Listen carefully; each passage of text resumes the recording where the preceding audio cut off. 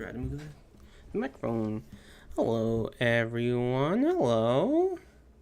We are back again today with the new and improved government hearings. The new and improved government hearings. What's I'm gonna call it? Government hearing series. That's what I'm gonna call it. It was mostly going to involve us, that's me and you, playing Sonic Mania while also listening in. Listening in on. There we go. Make sure this is up and running. Not gonna work. Listening in on the House hearings. Let's do a window capture real quick. We will do Senate Committee budget. There we go. Aha! And this time, I found out how to do that. So, isn't that special? There we go. Have that up and running. Look at that. It's beautiful. Before, I didn't have the picture-in-picture, and now I do. I do need to remember to put this in the chat, though. Original. Good morning, everyone. I'm delighted to call this hearing to order, and I want to thank the witnesses who are here with us, and also our witness who is going to be appearing remotely. Senator Grassley and I. And the timing on that turned out to be perfect. Remarks, and then I will introduce the witnesses. And we'll get into all the witness statements, which I urge you to confine to 5 minutes so that we can then get into a conversation with colleagues who are here. The game capture point of the hearing this morning is to examine Kevin McCarthy's so-called Limit, Save, Grow Act. Okay, that's fine. More accurately known on our side as the Default on America Why Act. Isn't it capturing properly? By House Did it close? Extremists in back rooms. Let's bring it back up. In the dark of night. Bring it back up. Sega. Since the House didn't hold a single hearing on this extreme and dangerous measure, the Senate will. MAGA Republicans' dangerous bill proposes a terrible choice. Default on our financial obligations, is it only going to show one or the other? Pain and wrecking our economy, or there we go. Gut basic federal programs essential to our economic strength, causing Perfect. pain and wrecking our economy. It is a false It and is unnecessary not choice. running both. Okay, so what I'm going to do is I'm going to stop the window capture. Sorry. A catastrophe by setting up this rotten choice. Do not believe it. They are causing one. Many of them want one. Our Republican House friends care Why are about you the crashing? Sporadically. With Republican presidents, they pass huge tax cuts for the wealthy and large corporations, adding trillions to the debt. More than $7 trillion. Sorry, I'll try and get that. I'll try and get that fixed next time. I'm not sure why it's doing that or why the game is crashing. The last two Republican We'll try and hopefully figure that out going forward. In Oval Office, they seek to interfere with the ability of government to function, whether it's shutdowns or near defaults or blocking economic recovery legislation. They seek to cause chaos. Some question marks. Not coincidentally, this serves the eccentric and secretive billionaires and polluting industries who are the Republican Party's funders, whose stated goal is to destroy the so-called administrative state, the agencies that protect regular people against powerful polluters and special interests. Do it again. The party's funders, chief among them the fossil fuel industry, demand reward. And 275 out of 315 pages of the dirty Default on America bill are devoted to giveaways to the fossil fuel industry. 275 out of 315 pages. What is the history here? Since Bill Clinton took office 30 years ago, Congress has raised or suspended the debt limit on 24 separate occasions, 14 times under Democratic presidents and 10 times under Republican presidents. We've raised it under divided Congresses and under unified ones. We've even raised the debt limit twice under unified Republican control, with no strings attached, with President Trump in office. And 2 of the 3 times we raised the debt limit under President Trump were paired with spending increases. On Monday, Leader Schumer, along with Senators Murray, Wyden, and I, introduced a 2-page bill to stave off default through the end of 2024. The section that would actually suspend the debt limit is 31 words. The Senate should pass this bill immediately, particularly as we learned on Tuesday that Sorry, I just really want this to work. As soon as June 1st. Attempting to extract partisan policy concessions with threats to intentionally drive the American economy off a cliff is the very definition of extremism. Democrats haven't threatened default unless Congress also passes legislation. We got it. Or climate Did we get it? legislation, We got it. even though those are desperately needed policies with broad popular support. Why not? See, the thing is, you just gotta try again. That's all. Policy making, it's hostage taking, and it's extremism. So let's examine the 2 terrible options the dirty DOA bill tees up. Option 1 is the Republican default option. What will that cost? Dr. Zandi estimates that a default of even just a few days would lead to a recession, cost close to 1 million jobs, and raise unemployment from 3.4% to 5%. A longer default would cost over 7 million jobs and push the unemployment rate over 8%. Interest rates on car loans, mortgages, and credit cards would rise for decades. Their other option is their Default on America Act, with its massive backroom, devastating cuts to things like border security, law enforcement, education, affordable energy, opioid treatment, meals on wheels, elderly housing, and administering Social Security benefits. Supports vital to our economic growth and well-being. Dr. Zandi analyzed the effects of this option and estimates the DOA Act would cost 790,000 jobs and shrink the economy by $141 billion next year. We're supposed to choose between 790,000 and nearly 1 million jobs lost. Between recession and $141 billion hit to the economy. Pick your poison. It's a false choice, and we shouldn't go either way. In addition to the cuts, the bill imposes what it calls 1% caps. Those caps on discretionary spending will affect a huge swath of what the government does, including the Defense Department and veterans' health care. Republicans maintain that defense will not be cut, but no exemption for veterans appears in 315 pages. When Congress imposes spending caps, defense and veterans programs get the squeeze, along with everything else. Even if defense and veterans health programs were allowed to grow with inflation, that just shifts cuts to the remaining discretionary programs.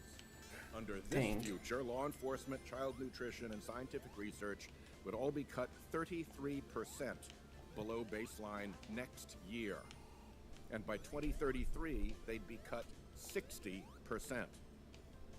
Even the Republican chairman of the House subcommittee that oversees transportation and housing spending implied that the proposed cuts are, quote, essentially unworkable.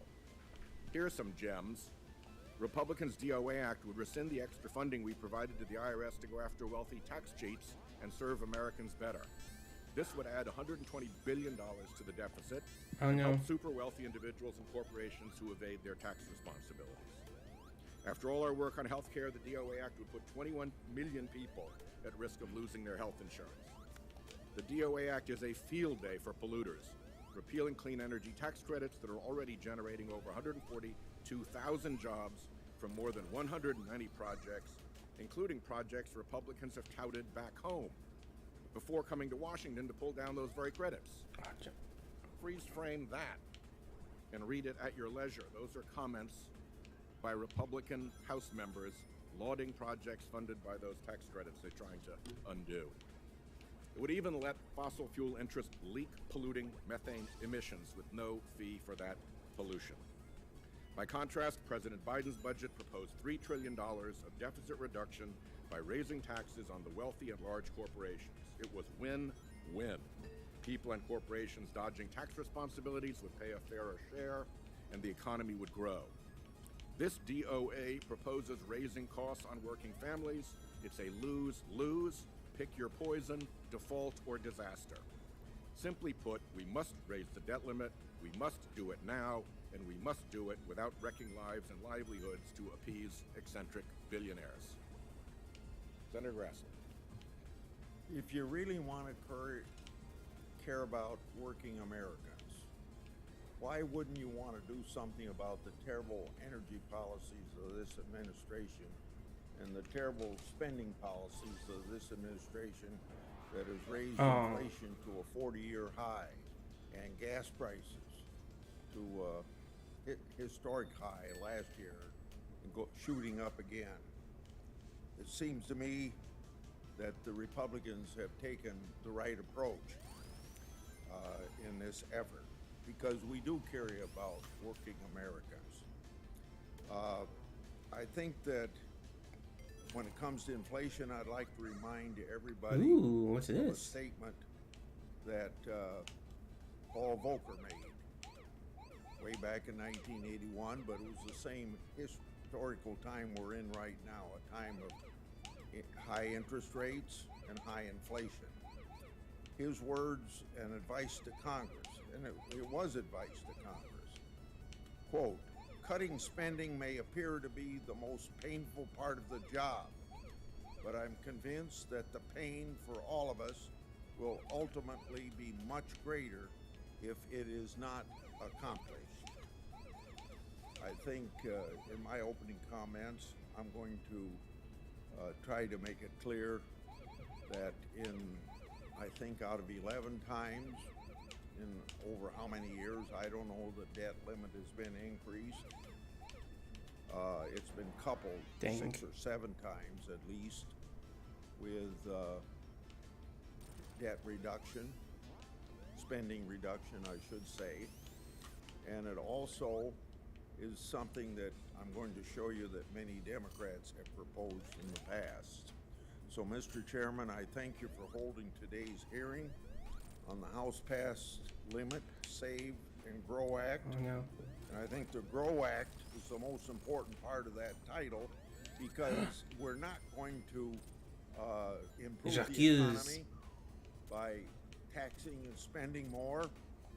And I don't know who out there believes that the government, of our witnesses, believes that the government's to answer every problem in the world. But remember, Washington consumes debt, consumes There we go. wealth. It's the people out there in middle America, and both on the West Coast and East Coast, Did it again. that do the work, that feed the money to this city that we spend and we consume. So House Republicans have acted responsibly by passing a debt limit increase while also beginning to tackle our country's unsustainable debt and deficits. Now, in contrast, Don't mess with it. That's the President secret. Biden and Biden's Senate Democrats have sat idly by, watching the clock tick down to default by not thoughtfully engaging. They hope to avoid a substantive debate on a very serious fiscal issue, and that issue we all know is facing 330 million Americans. Now, I know that they're going to start meeting next Tuesday, but they wasted, I suppose as of now, about 97 days since Biden and McCarthy met in the White House way back in early February. So, in a last bid effort to avoid an honest debate on our nation's finances, this week, you know what Senator Schumer did? He introduced legislation to suspend the debt limit until 2025. Schumer is too little and too late, as a growing number of congressional Democrats, yes, congressional Democrats, are starting to call on President Biden to negotiate.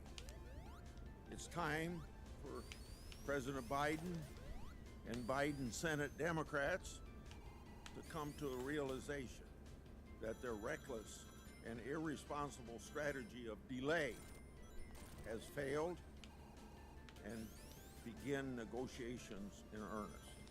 No longer can Biden Democrats ignore that over the next 10 years, deficits will average $2 trillion. No, my Or goo. ignore that the public debt as a share of our economy is set to rocket past the previous World War II era records of 106% of GNP by 2028, or that interest costs are set to triple from $475 billion last year to $1 4/10 trillion by 2033. Our out-of-control debt is a bipartisan problem. But once President Biden and Biden Democratic Congress exacerbated through budget-busting partisan legislation and costly executive fields. And they were warned in December of 2020 by their own economists. Importantly, Harvard economist and former Secretary of Treasury Summers saying, listen, the economy's turned around by December 2020. We're on a path of growth. Don't spend any more money. Within less than 60 days, another 1 9/10 trillion. On January 20th, 2021, inflation was 1.4%. Don't forget, it immediately shot up to 9.1%. So, our out of control. This guy doesn't even know what he's like. He's talking, but he's not like. And that's where Dude's talking in circles. Oh no! Why did you? Don't forget that the deficit CBO is currently projecting through 2031 are $6 trillion higher than what the agency expected when Biden took office. Given our dismal fiscal outlook, it would be irresponsible not to follow the historical practice of pairing an increase in the debt limit with fiscal control to rein in Washington's chronic overspending. Simply kicking the can down the road can no longer be an option. It was only an option while you were alive, huh, old man? Unsustainable fiscal trajectory by repealing the president's unconstitutional student loan giveaway. Oh, it's a double jump. Another thing that's going to exacerbate inflation. Also paring back the reckless spending of Biden Democrats' Inflation Increasing Reconciliation Act and capping discretionary spending for next year at fiscal year 2022 levels agreed to by a Democratic Congress and in effect as recently as December. On that last point, it would be up to Congress, particularly the appropriators, to determine how to meet the discretionary top line. Nothing in this legislation mandates cuts to defense, veterans' health care, border security, or other activities that Republicans have already prioritized. Biden Democrats contend that doing anything but rubber stamping an unconditional increase in the debt limit is irresponsible. Well, just a few years ago, the very same Democrats, Biden Democrats, were singing a different tune. In 2017, Senator Schumer boasted about using the debt limit as, his words, leverage in negotiations with the White House. And in 2019, then Speaker Pelosi demanded that any debt ceiling suspension be paired with an increase in discretionary budget caps. She said, quote, when we lift the caps, then we can start talking about lifting the debt ceiling. And last but not least, then Senator Biden had this to say in 1984, shortly before he voted against raising the debt limit. Quote, I cannot agree to vote for a full increase in the debt limit without any assistance or assurance that steps will be taken earlier next year to reduce the alarming increase. I thought it was going to have good timing, but it didn't. The fact is that debt limit legislation has always been the product of negotiations between White House and Congress. And it's long past time for President Biden to sit down with the Speaker and negotiate a deal like the one he brokered as Vice President in 2011. If it worked then, it can work now. Republicans aren't the only ones saying so. Even many Democrats are now telling the president he needs to sit down with congressional leaders. Well, we know that's going to happen next Tuesday. One Senate Democrat said that the president's refusal to meet with the Speaker, quote, signals a deficiency of leadership. So by now, maybe 95 days have been lost. Another Democrat in the House says that President and Speaker, quote, ought to get to work and get it done for the sake of the country, end of quote. The House Republicans' bill is meant to start a conversation. Speaker McCarthy has said many times that he wants to negotiate with President Biden. So all the barbs and attacks on the House bill today are meaningless. Everyone knows it. This is an opening bid. It's time for President Biden to stop playing politics and demonstrate real presidential leadership by negotiating in good faith. And we'll find out whether it's in good faith next Tuesday. I'm glad that the president finally agreed to meet with congressional leaders, but a meeting You could jump in this? as negotiation. I hope when the president sits down with the Speaker, he will bring an open mind and a serious counteroffer, because the longer the president spends dragging his feet and putting off negotiations, the closer President Biden brings us to the first ever federal default in U.S. history. Thank you. Thank you, Senator Grassley. Our first witness is Dr. Mark Zandi. He is chief economist of Moody's Analytics, where he directs their economic research. What? Dr. Zandi's research interests encompass macroeconomics, financial markets, and the economic impact of government spending policies and monetary policies, and he will evaluate the How do I attack this man? and Default on America options. Dr. Zandi, thank you for being here. After that, appearing remotely, we have Fred Krupp, president of the Environmental Defense Fund since 1984. He is an advocate for harnessing the power of the marketplace to protect our environment and help steward the acid rain reduction program into the 1990 Clean Air Act. Recently, EDF has focused on the problem of methane emissions from the oil and gas system. Thank you, Tails. For appearing, Mr. Krupp. Our third witness is Abby Hopper, president and CEO of the Solar Energy Industries Association. Ms. Hopper oversees all of SEIA's activities, including government affairs, research, communications, and industry leadership, and is focused on creating a marketplace where solar will constitute a significant percentage of America's energy generation. Unfortunately, right now, there are Republican efforts in this bill and in the CRA to try to destroy the American solar industry. Ms. Hopper, thank you for joining us. Next, we have Brian Riedel.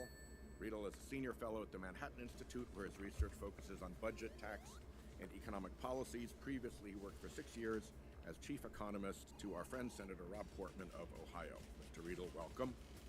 And finally, we'll hear from Dr. Jason Fichtner, who is vice president and chief economist at the Bipartisan Policy Center.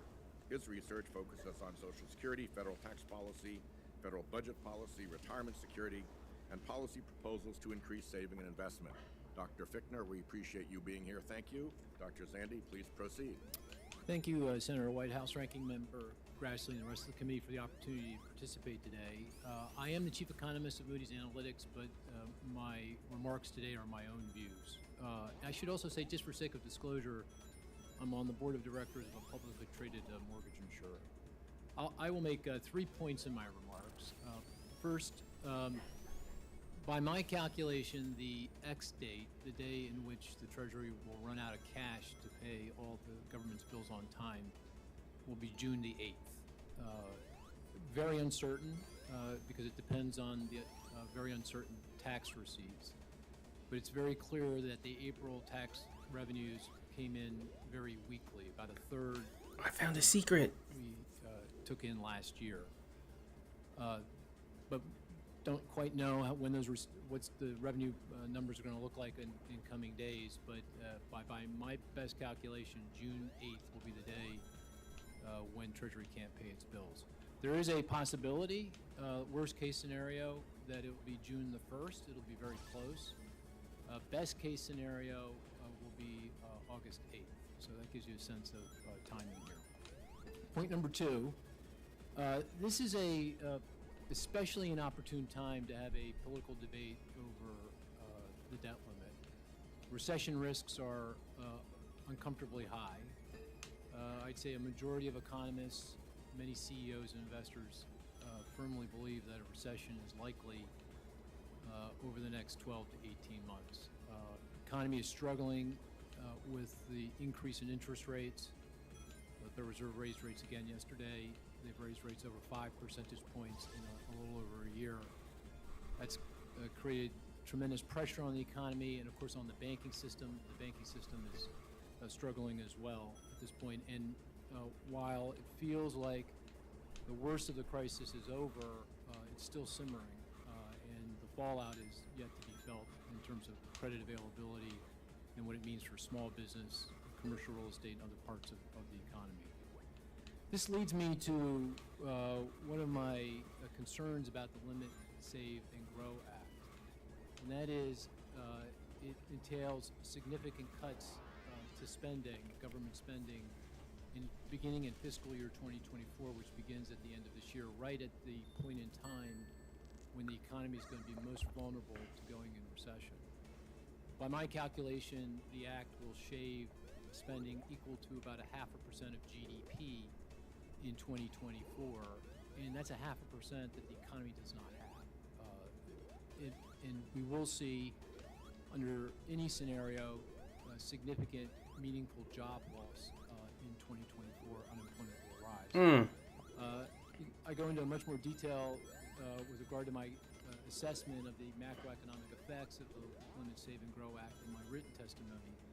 But just to summarize, it will reduce employment by the end of 2024 by about 800,000 jobs and add meaningfully to unemployment by almost 0.5 percentage point, putting the unemployment rate, which is currently 3.5%, closer to 5%. So the timing here is particularly difficult. Finally, I think there's a path forward, a viable political path forward here. And I think the first thing that needs to be done is the debt limit needs to be suspended. There's no time to get this done before the X date. And I would recommend suspending the limit to the end of the current fiscal year, fiscal 2023, the end of September. Pass a piece of legislation increasing the debt limit. Highly recommend that you increase it sufficiently to get it on the other side of the election next year, because if you don't, spooky. The uncertainty that will be prevalent between now and when we debate this again next year is going to be very, very significant, and again contribute to a potential economic recession. So move the suspension to the other side of the election. Pass a piece of legislation increasing the debt limit, then pass a piece of legislation at the same time funding the government in fiscal year 2024. Debate, discuss appropriate spending levels, composition of that spending, and any other fiscal policy that's necessary to pass that budget legislation for fiscal year 2024. Do them at the same time, get this done, and let's move forward. I will say, of course, all this will not address the nation's long-term No. on an unsustainable fiscal path. We need both additional tax revenue and we need spending restraint. Both of those things need to happen. But we can't do that in the current environment. This is not the time to do it. We need to end this drama as quickly as possible. If we don't, we're going to go into recession, and our fiscal challenges will be made even worse. Thank you, Senator. Thanks very much. Mr. Krupp, do we have you standing by? You do indeed. All right. You may proceed with your statement. Thank you for joining us electronically. Thank you, Chairman Whitehouse, Ranking Member Grassley, and members of the committee.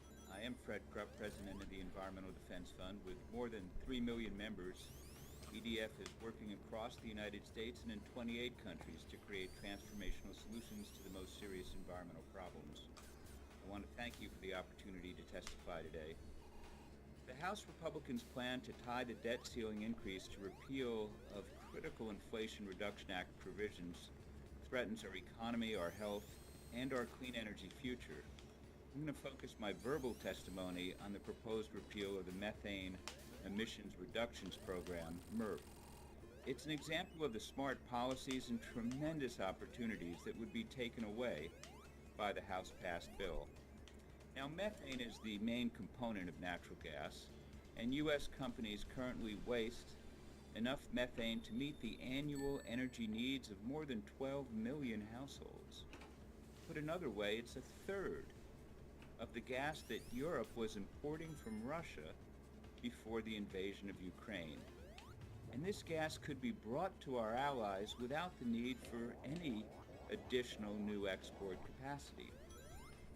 At a time of uncertainty and instability in global energy, allowing companies to continue to waste this energy resource is just unconscionable. Reducing methane pollution is also the fastest, most cost-effective way to immediately slow our current rate of global warming. Oil and gas companies are the largest industrial source of methane.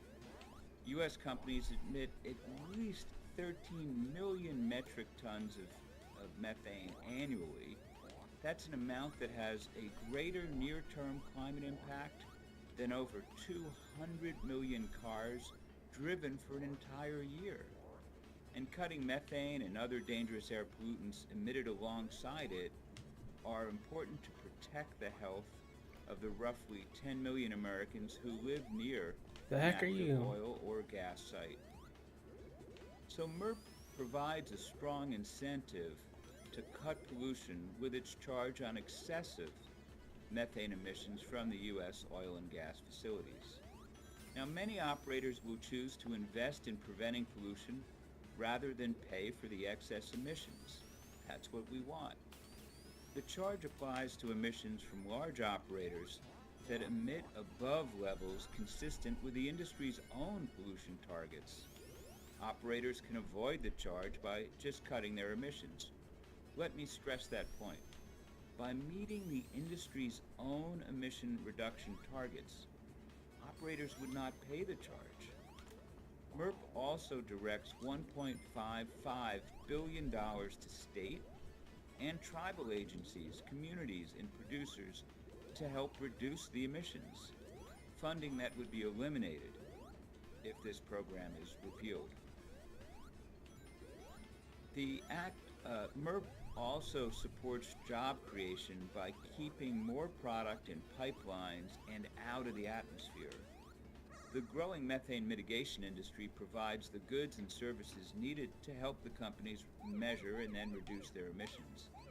This industry has nearly doubled in size since 2017, with more than 200 companies today providing family-sustaining jobs that can't be offshored.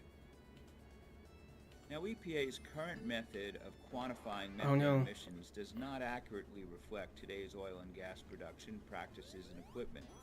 Studies have found that methane emissions are as much as 60% higher than current EPA estimate. To fix the problem, we must accurately understand the magnitude and source of the pollution. MERP addresses this by directing EPA to update the Greenhouse Gas Reporting Program to incorporate real data that will ensure emissions estimates and MERP's waste charge accurately reflect the total emissions from oil and gas facilities. We need strong and comprehensive pollution standards from EPA to ensure robust pollution reductions from every company, for every community. A charge will discourage wasteful levels of methane emissions and hold companies accountable while exempting those that are in compliance. Congress was right to enact MERP. Our health and the environment will benefit because of it, and it should be left in place to do its job.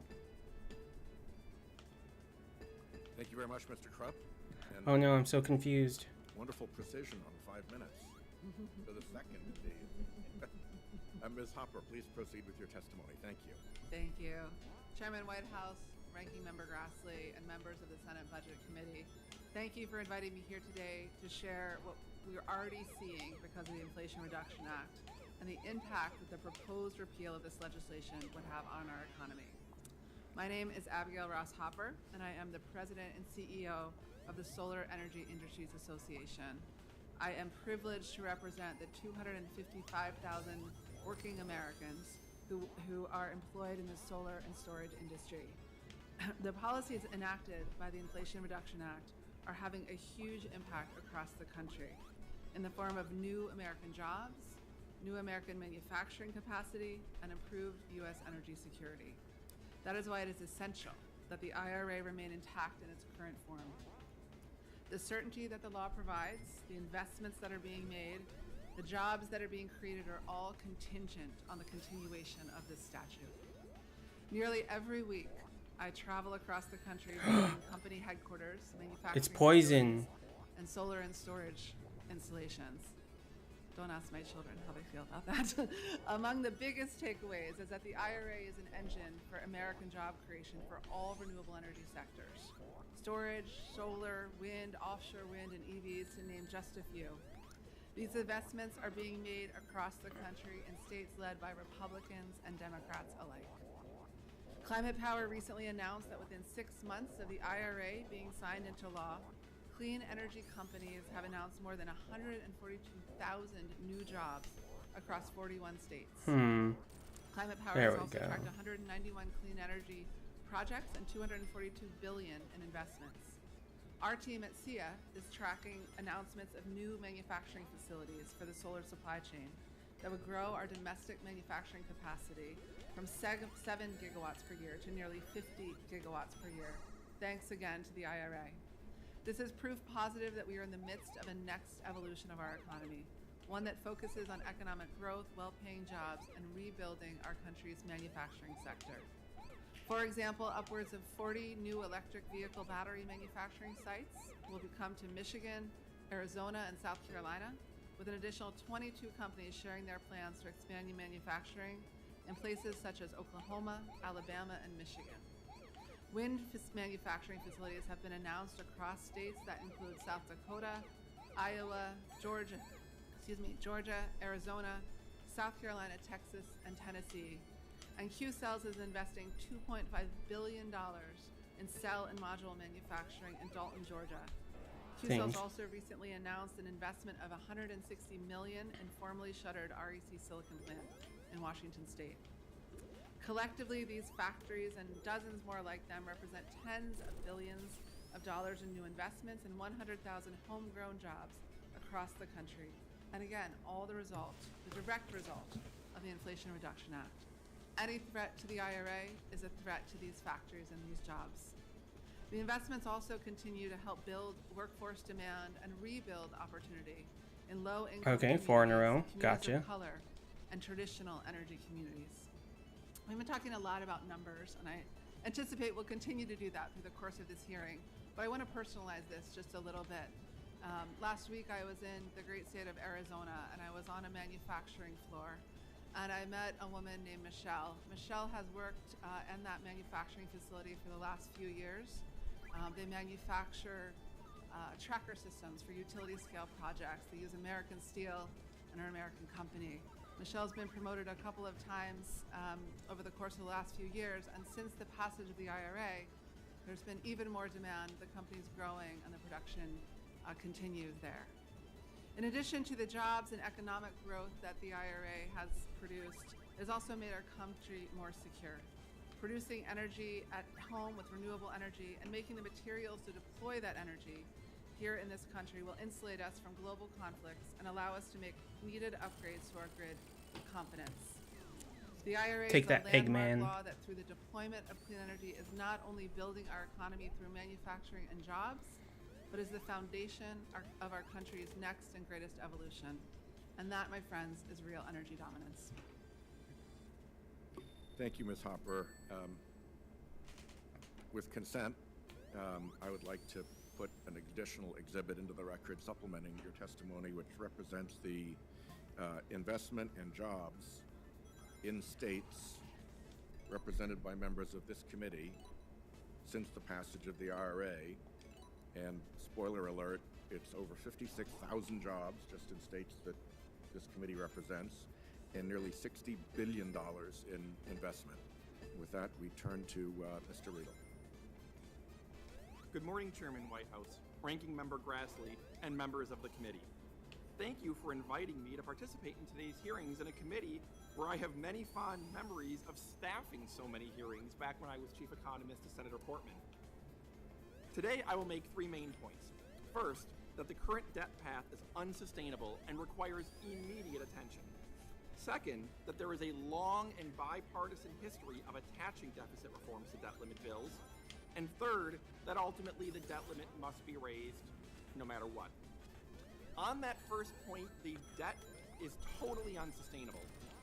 The deficit will likely settle in around $1.5 trillion this year and approach $3 trillion within a decade, even assuming peace, prosperity, and low interest rates.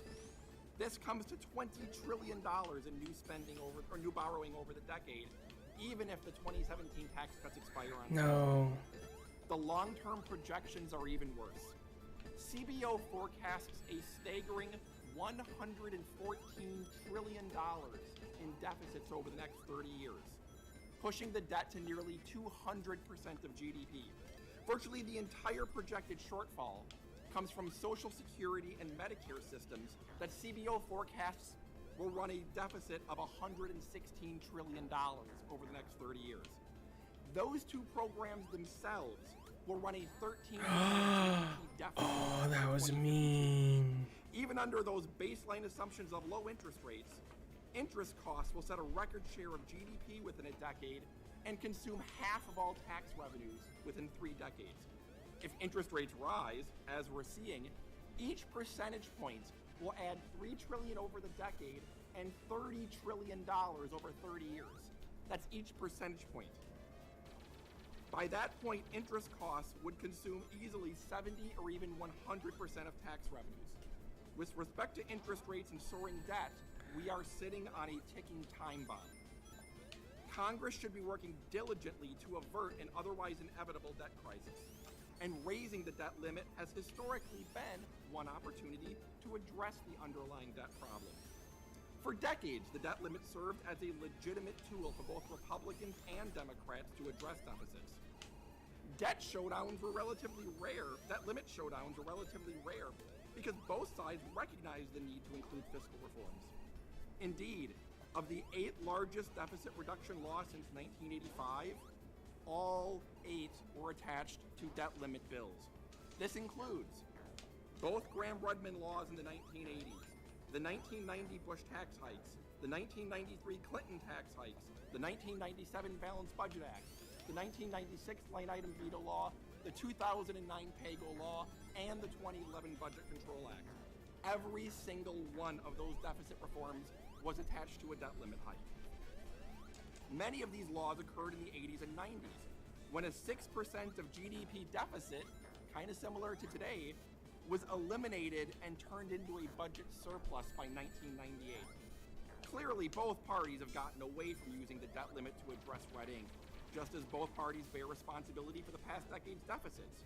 But the unsustainable debt means that all legislative avenues should again be open. This is perhaps why a new survey shows that 70% of voters, including 58% of Democrats, agree with the statement that, quote, President Biden should agree to negotiations and try to find common ground around the debt ceiling, including some reductions in government spending. 26% believe the president should resist negotiating and demand a clean debt ceiling hike. All that said, I agree the debt limit must be raised on time, no matter what. Hitting the debt limit would force an immediate 20% cut in federal spending and possibly default on the national debt. The effect on families, businesses, financial markets, and the broader economy would be devastating. Hitting the debt limit is not a solution to soaring debt. It must be raised. In fact, replacing the debt limit should be an option.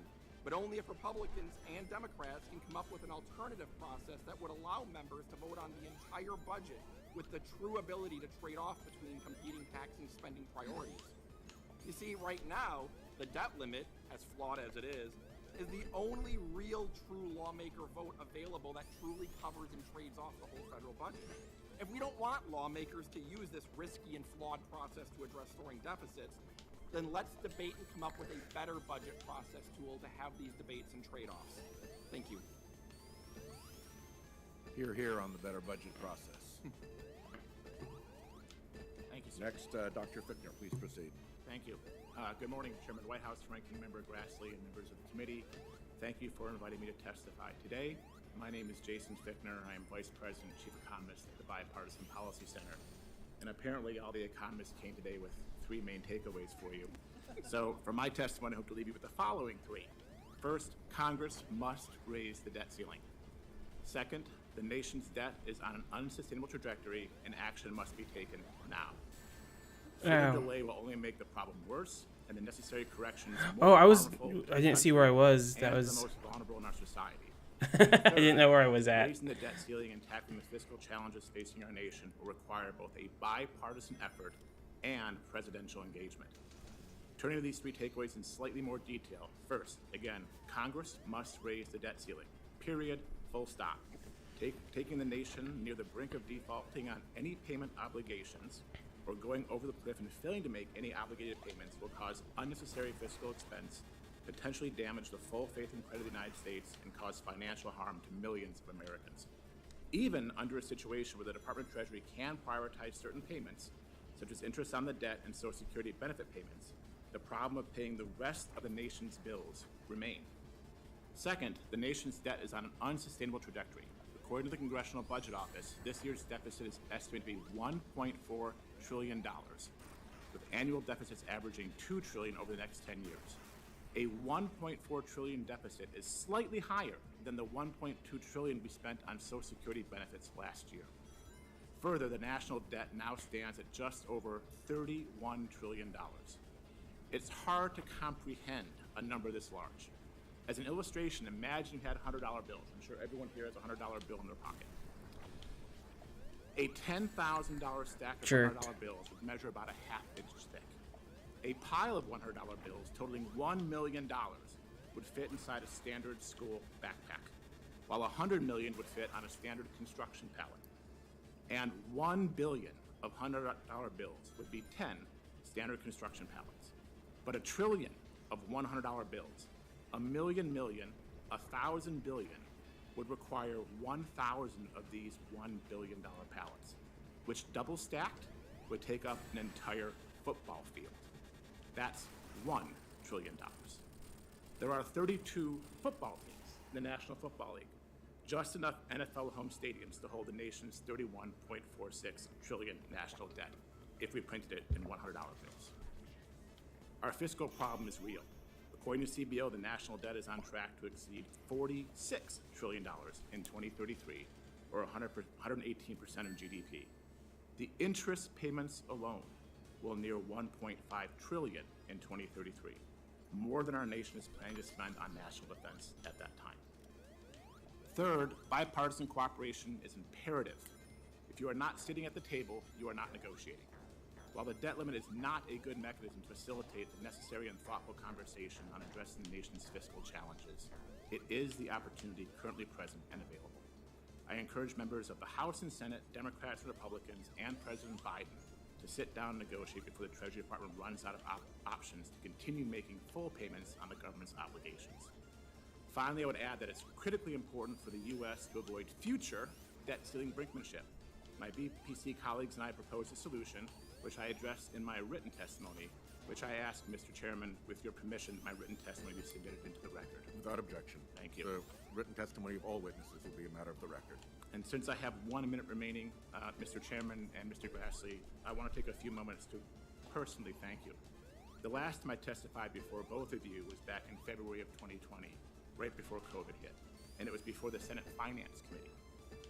I was a nominee for the Social Security Advisory Board, and while my nomination never received a vote on the floor, I did pass favorably out of committee with both of you recommending me for confirmation.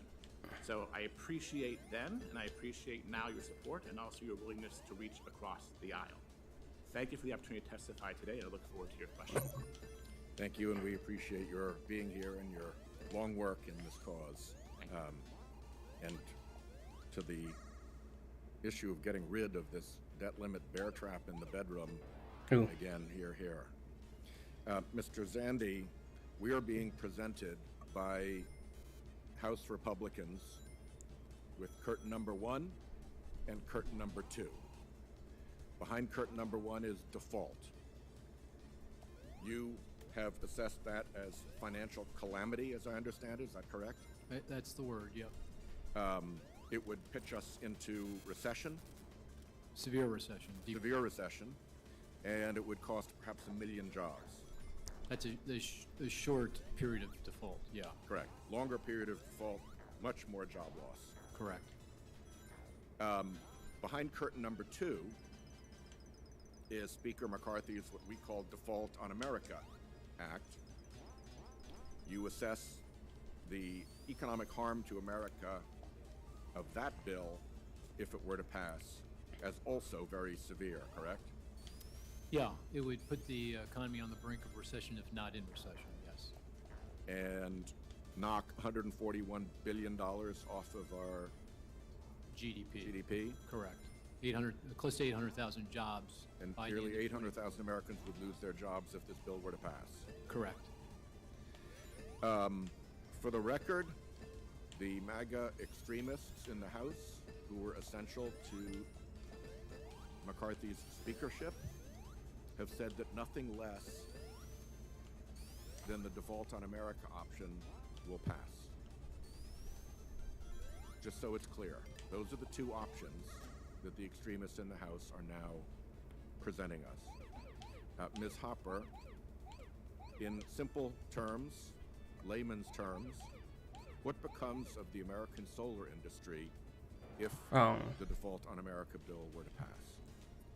The Default on America bill were to pass, or as you call it, all of the investment that we anticipate, both in solar deployment and in solar manufacturing, would not take place. So the 50 gigawatts of investment, the over 100,000 jobs in solar manufacturing alone, would not happen. Would it be fair to describe that as crashing the American solar industry? It certainly would be fair to describe it that way, and it would also be fair to describe it as just gutting the vision of rebuilding the domestic manufacturing base here in the United States. And just for my purposes, it comes as no surprise that a bill from House Republicans, Hey, Sega. of whose 315 pages, 275 are dedicated to handouts to the fossil fuel industry, would, if implemented, also crash their competition, the solar industry. I think that that is not coincidental. Mr. Krupp, what does it tell you when 275 out of 315 pages of this bill are dedicated to handouts and favors for the fossil fuel industry? Well, to me, Mr. Chairman, it would have the effect of causing tremendous more pollution, and it's just unconscionable, because it's not just the pollution. As I said in my testimony, we are wasting gas that Europe needs. How, I don't understand how anyone in any party could be in favor of repealing this. Where is the methane leakage support caucus to be found? Well, usually they're hiding, Senator. I've never heard from them. I've never heard a colleague say, you know what, methane leakage is a really good thing. We're for that. And yet here we are with a bill that does exactly that. It repeals the measure we just passed to constrain methane leakage in the economy. To me, that is yet another measure of extremism. And extremism in the service of default, or put it the other way, default in the service of extremism, is a place we should not be going. And I'm delighted that all three of the economists firmly agree that default is not an option, no matter what. With that, I'll yield to my ranking member, Senator Grassley, for his 5 minutes, and then to Senator Murray. Just one statement before I get to Mr. Fichtner, Dr. Fichtner.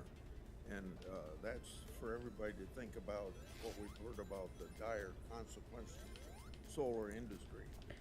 I never heard those dire consequences stated when we all agreed and worked with the industry to phase out the tax credit that was going to happen on 2022 until it was extended in recent legislation. And that was a multi-year phase out. For you, Dr. Fichtner, it's interesting how we only hear about Brinkmanship when it's Republicans who want to negotiate a debt ceiling. I'd note that Senator Schumer's bill lifts the debt limit through the end of 2024, maybe to maintain their leverage if we have a Republican president in 2025. So to you, is it fair to say that both parties have the debt ceiling used as leverage in negotiations? It is fair to say that, Senator, and I would add then because of that, that's one reason why in any negotiation, whatever we do with the debt ceiling should be pushed off, as Dr. Zandy said, till after the election. And I would go one further and say it no longer does what it's intended to do. It doesn't control spending, so let's just get rid of the debt ceiling altogether. And the chairman mentioned the what used to be called NZ White House. I'm not sure how to do this. White House something that I want to help him with. I would like to see us Looking forward to it being White House Grassley. deal with those things. I don't think you're going to have a problem for me. Good. Okay. To Mr. Rito, as I mentioned, Democrats have no problem using the debt ceiling as leverage in negotiations with Republican presidents. What did Democrats demand and get in exchange for raising the debt ceiling under President Trump? Thank you, Senator. The debt limit was raised 3 times under President Trump. Twice it was attached to large spending bills, raising the spending caps by $620 billion over 4 years. And once it was part of a bill that included disaster aid spending. I'd add, even with that spending, the majority of House Democrats still voted against the 2018 debt limit hike. And if we just want to go back a little further, there were This guy looks like a debt schmuck. limit hikes under President Bush with a full Republican Congress. And House and Senate Democrats voted against those clean debt limit hikes at a 98.8% rate, including then Senator Obama and Biden. So I think it's fair to conclude that neither party's hands are really clean on debt limit hikes. To you also, President Biden likes to claim that he's lowered the deficit, a falsehood repeated so often that the Washington Post awarded him what's called a bottomless Pinocchio rating. You've been critical of fiscal legacies of presidents in both parties. What do you make of President Biden's track record on the budget? Thank you. I mean, in all my report, I've done reports scoring presidential records of Democrats and Republicans, and the proper measure is against the baseline the president inherited. Because something like one-time pandemic spending expiring on schedule is not new deficit reduction. When President Biden was elected, CBO forecast deficits of $2.3 trillion and then $1.1 trillion. Instead, we got $2.8 trillion and $1.4, which is $800 billion higher than the baseline. Overall, as you mentioned earlier, when President Biden was inaugurated, CBO forecast $14 trillion in deficits over 10 years, and now they're forecasting $20 trillion in deficits over the same 10-year period. $5 trillion of that increase has come directly from legislation and executive orders, pushing deficits towards $3 trillion. So in that context, I don't think keeping the deficit below a past one-time pandemic spike is really the right measure. And then also to you, the CBO and Joint Committee on Taxation released their scores of the House bill. They revealed that many of the new tax credits in last year's partisan reconciliation bill are actually going to cost much more than initially advertised.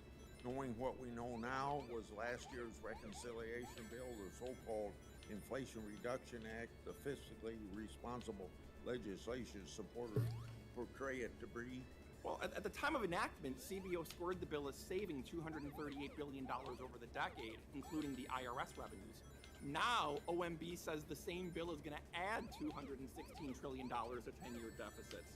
Much of that change is due to the electric vehicle incentives that were originally scored by JCT as $14 trillion and are now estimated by Goldman Sachs and Brookings as costing $390 billion over 10 years.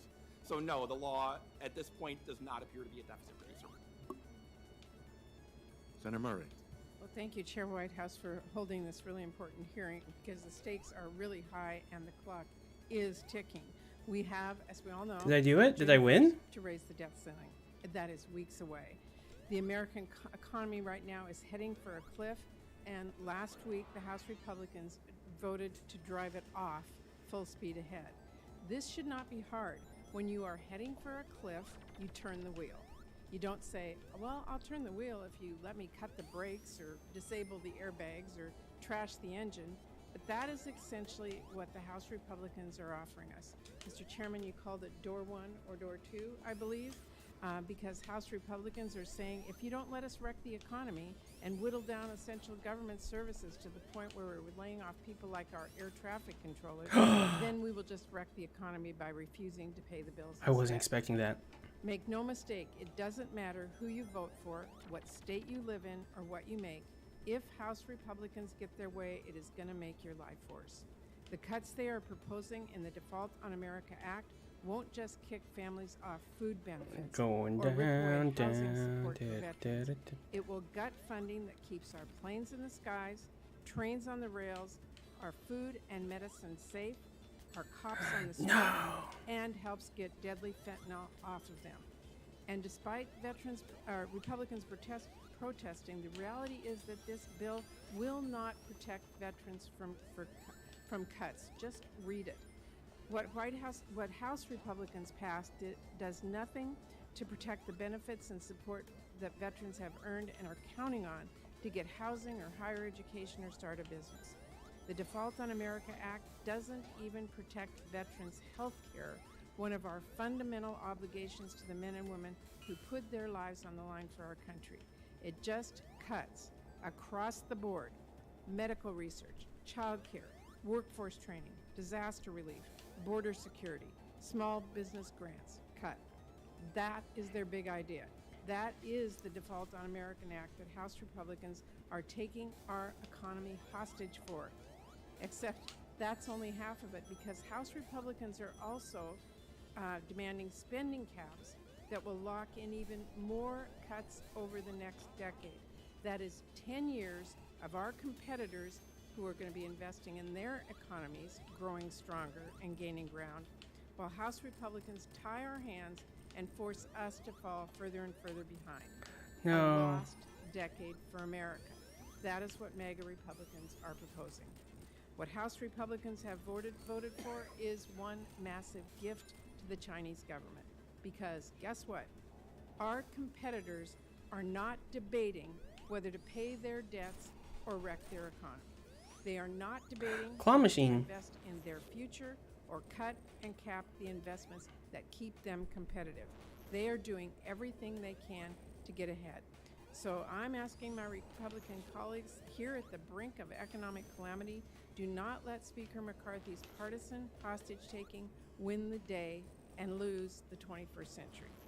Do not force an unprecedented economic crisis on our country in a vain attempt to slash funding for families and veterans and communities across America.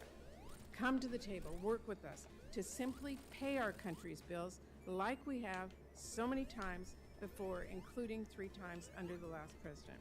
And then let us work together on our bipartisan spending bills that invest in America and keep us moving forward, which is, I will tell my committee members, exactly what we are focused on doing in the Senate Appropriations Committee. So with that, Mr. Zandi, or Dr. Zandi, let me ask you, can you speak to the potential macroeconomic damage of House Republicans' Default on America Act, both to our economy and our nation's competitive edge on the world stage over the next decade? Thank you for the question, Senator. I think there's two broad macroeconomic issues. One I mentioned in my oral remarks, and that is the cuts are going to occur later this year under the legislation that's been passed by the House later this year in 2024, when the economy is going to be very, very fragile, at risk of going into recession, grappling with the higher interest rates, the banking crisis, and now the drama related to the debt limits that's starting to do damage in the financial markets, and I suspect will do significantly more damage before lawmakers act and increase the limit. So the risks here are quite significant in the near term. The second macroeconomic impact that I think is worth considering is if you do the arithmetic, the cuts to non-discretionary Is that a chicken in a tank? the Excuse me? non-defense spending will take the spending from 3.5% of GDP currently down to 2, and 3.5%, by the way, is less than its average over the past 50, 60 years. So this isn't really, this is a place where spending has remained very restrained and not grown more quickly than the economy. To the economy. That was scary. But under the Limit, Save, Grow Act, it would fall to 2% of GDP by the end of the decade. And of course, this goes to very significant cuts to all of the things that you described. Everything from healthcare and education training, NASA, national parks, things that I think Americans count on as essential services and critical income support. And that would be incredibly difficult for the economy to digest. And at the end of the day, would not address Did I make a mistake? Unsustainable fiscal situation. Thank you. And take away our competitive edge. And severely limit our competitive edge, yes. Thank you. Thank you, Senator Murray. My friend Senator Kennedy is next. Thank you, Mr. Chairman. I don't know any fair-minded person that wants us to default on America's debt. You don't have to be Mensa material to understand that the consequences would be terrible. And I want to thank President Biden for agreeing to meet with the Speaker. I thought he should have done it sooner. You can only be young once, but you can always be immature. And I thought he was being a trifle immature. I hope he'll negotiate in good faith. Please, please, please, Mr. President, negotiate in good faith. Please, with sugar on top. I don't think you want to be responsible for defaulting on America's debt. I believe you're better than that. Mr. Rydell, let me ask you a couple of questions. Did you know that since the 1950s we have had 10 periods of disinflation in America? Did you know that? Did not have that exact number, but that makes sense. Okay, and disinflation is when inflation is too high and we have to reduce the rate of growth of inflation. It's not deflation where prices go down, we just reduce the rate of growth. Is that correct? Yes. Okay. And did you know that if you look at history, at all 10 of these times when we had to reduce inflation, that in order to get inflation down 2%, we had to raise, on average, oh no, that was the right one. Had to raise interest rates such that it raised unemployment about 3.6%. Did you know that? That sounds similar to what Mr. Summers has said. He's made similar points. That sounds very correct. Okay. All right. So the current unemployment rate is 3.5%, is it not?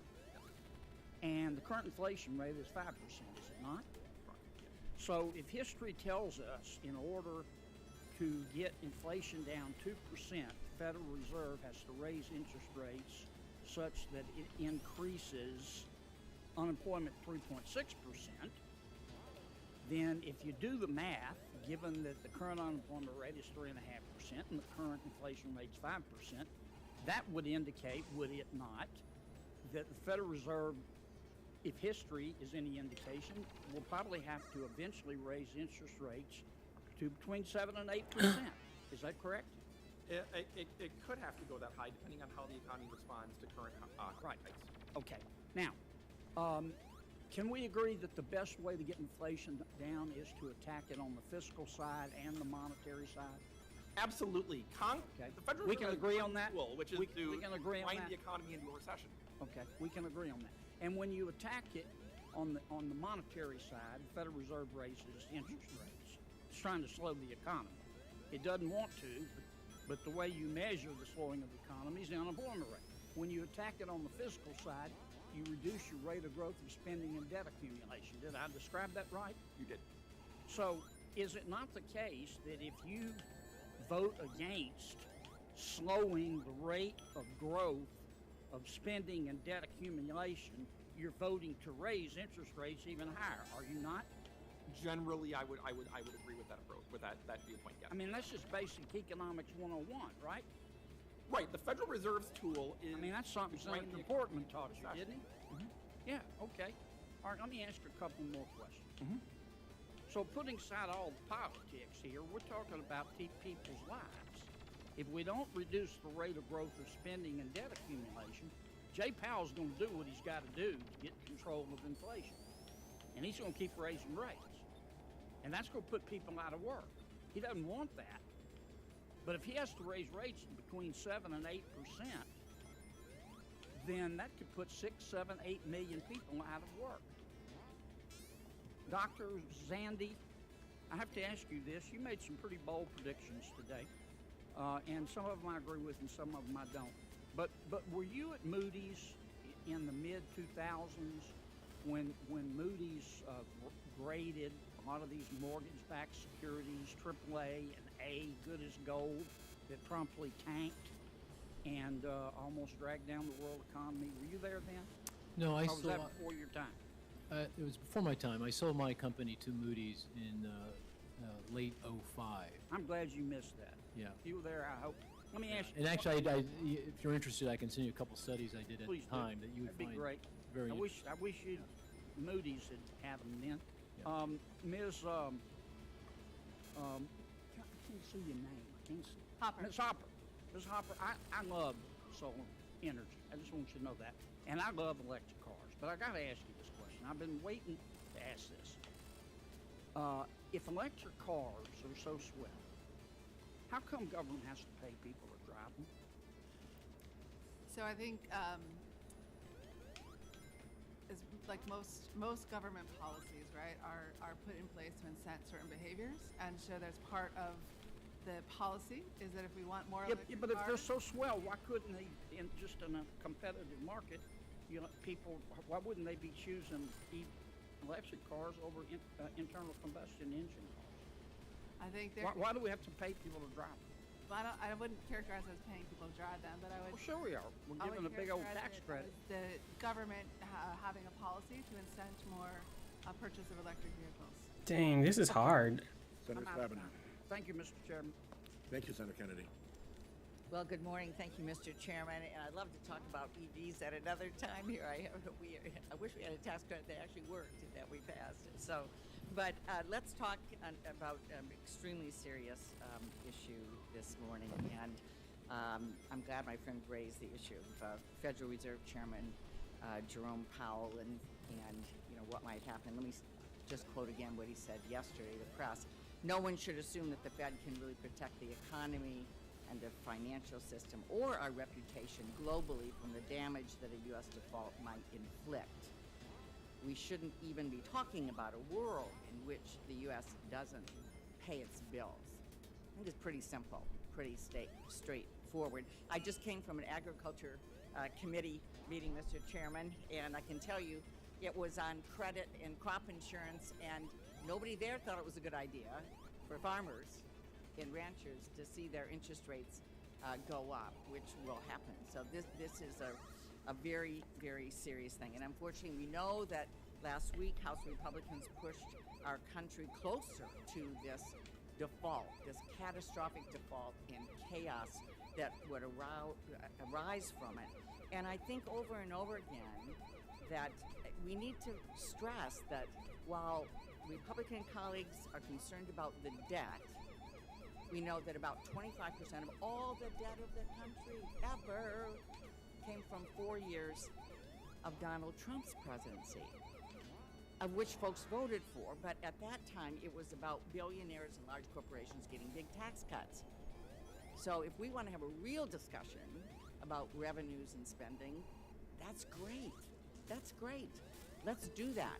Don't default, but let's have that debate about what's fair for the majority of American people, including the fact that the largest Where am I? corporations and billionaires. Oh, that's dirty. So, we just want folks to pay their fair share. But instead, we are seeing this bill, the Default on America Act, targeting millions of working families. So many things I don't even know, Mr. Chairman, how to go through all of them. I will just mention 3.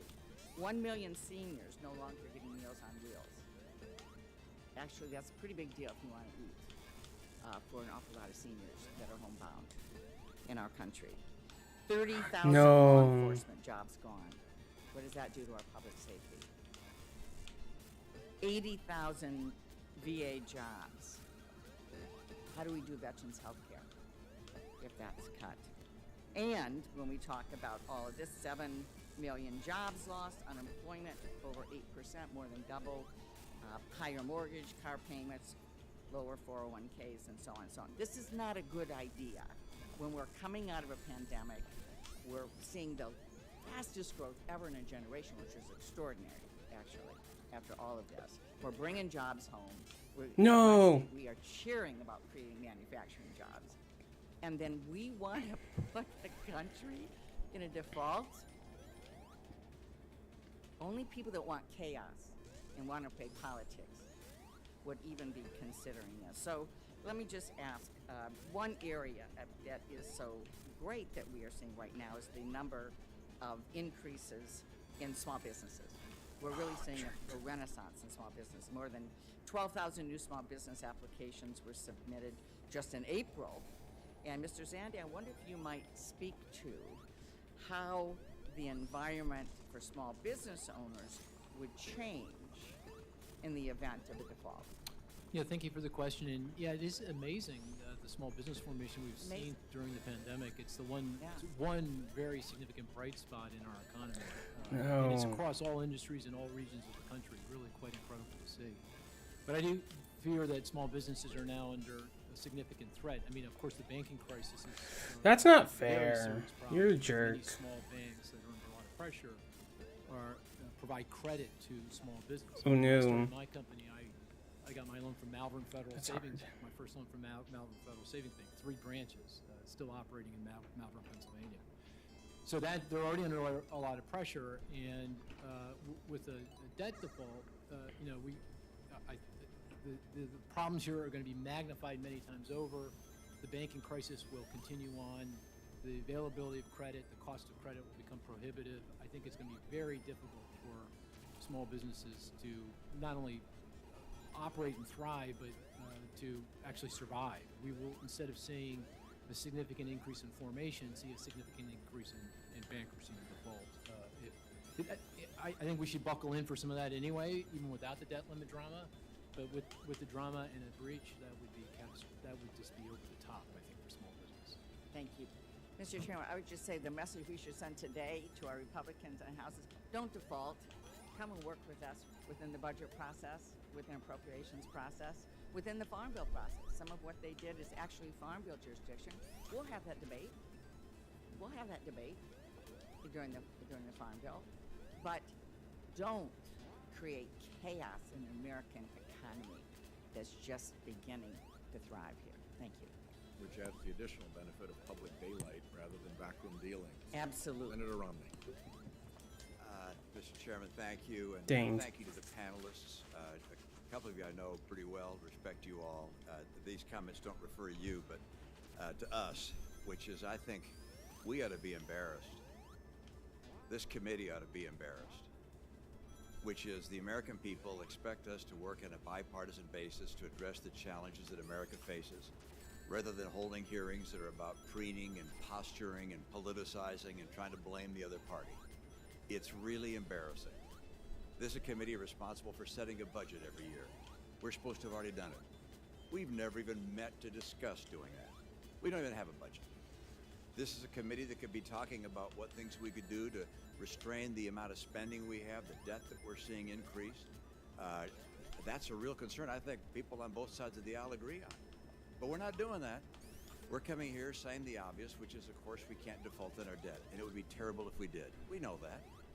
We also know that every time the debt ceiling has been raised in the past, there have been questions about whether we should restrain spending, and about half the time that we've raised the debt ceiling in the past, there have been efforts to, and there have been provisions and agreements to curb spending. We got to find a way to reduce our spending or to deal with our fiscal problems, but instead we're just preening and posturing. I agree with all the people. No. It's terrible to default on our debt. We're not going to default on our debt. I certainly hope not. It would be awful. But don't forget that could have been solved a long time ago by our Democrat friends simply in their reconciliation bill doing what Leader McConnell asked them to do, which is just raise the debt ceiling yourselves. Didn't need a single Republican vote. Not a single vote.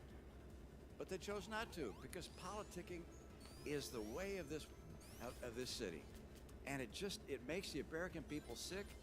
Frankly, it makes a number of us who serve in these positions a little ill as well, that we're in a setting with such critical issues being faced, and instead of solving them and working together, I don't think this committee's ever come together since I've been here to sit down, Republicans, Democrats, in these back rooms we talk about where deals are getting done.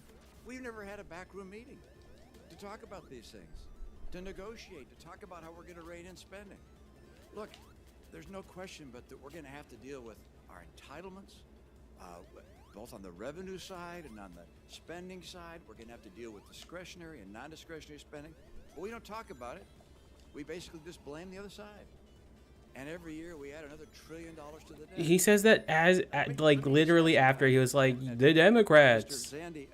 Dr. Zandi, is it your view and Moody's view that the amount of debt we're adding is ultimately going to become a real problem for the American economy and for the American people and for our ability as a nation to protect ourselves and to have a robust and growing economy? Is this a problem we need to deal with? These are my views, Senator, not Moody's. And I hear you. I hear your words. They resonate with me. And it's very clear that we're on this unsustainable path fiscally. And it's in our face. It's not 10 years from now. It's not a generation from now. It's now. And I agree. We need to address this both with regard to spending restraint, and you mentioned the entitlement programs, and tax revenue. We can't do it with one without the other. Both have to be done. And I think it's critical that lawmakers come together and talk about this and figure out how to do it. I don't think it should be done or can be done in the context of a debt limit debate. I don't think that's possible. And I think our politics is in a place now that we are increasingly coming to the edge of defaulting, and we will default if we continue down this political path that we're on. We just got to get off that road and come together. And I totally agree with you. We need to stop posturing and we need to start acting. Yeah, thank you.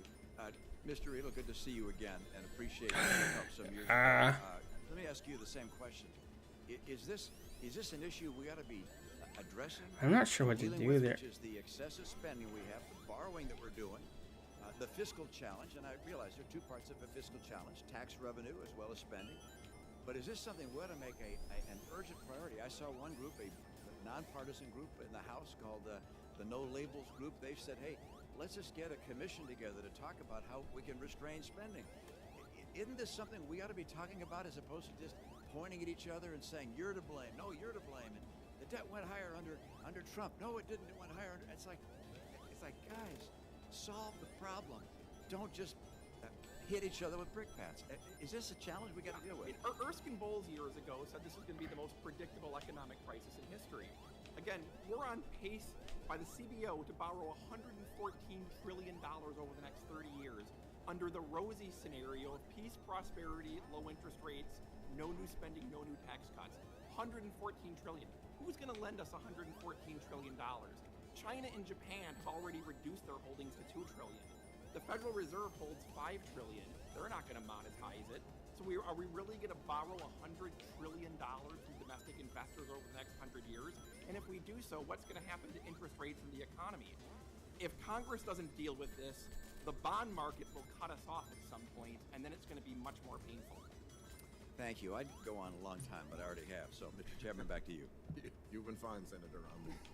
Senator Van Hollen. Thank you, Mr. Chairman. Welcome to all of you. I wish I shared Senator Romney's optimism about the chances of not defaulting this year. Having been very involved in the 2011 debate, I am much more worried that this time we will go over that cliff. Ms. Hopper, great to see you. Thank you for your work in Maryland. I'm going to start by questioning Mr. Zandi.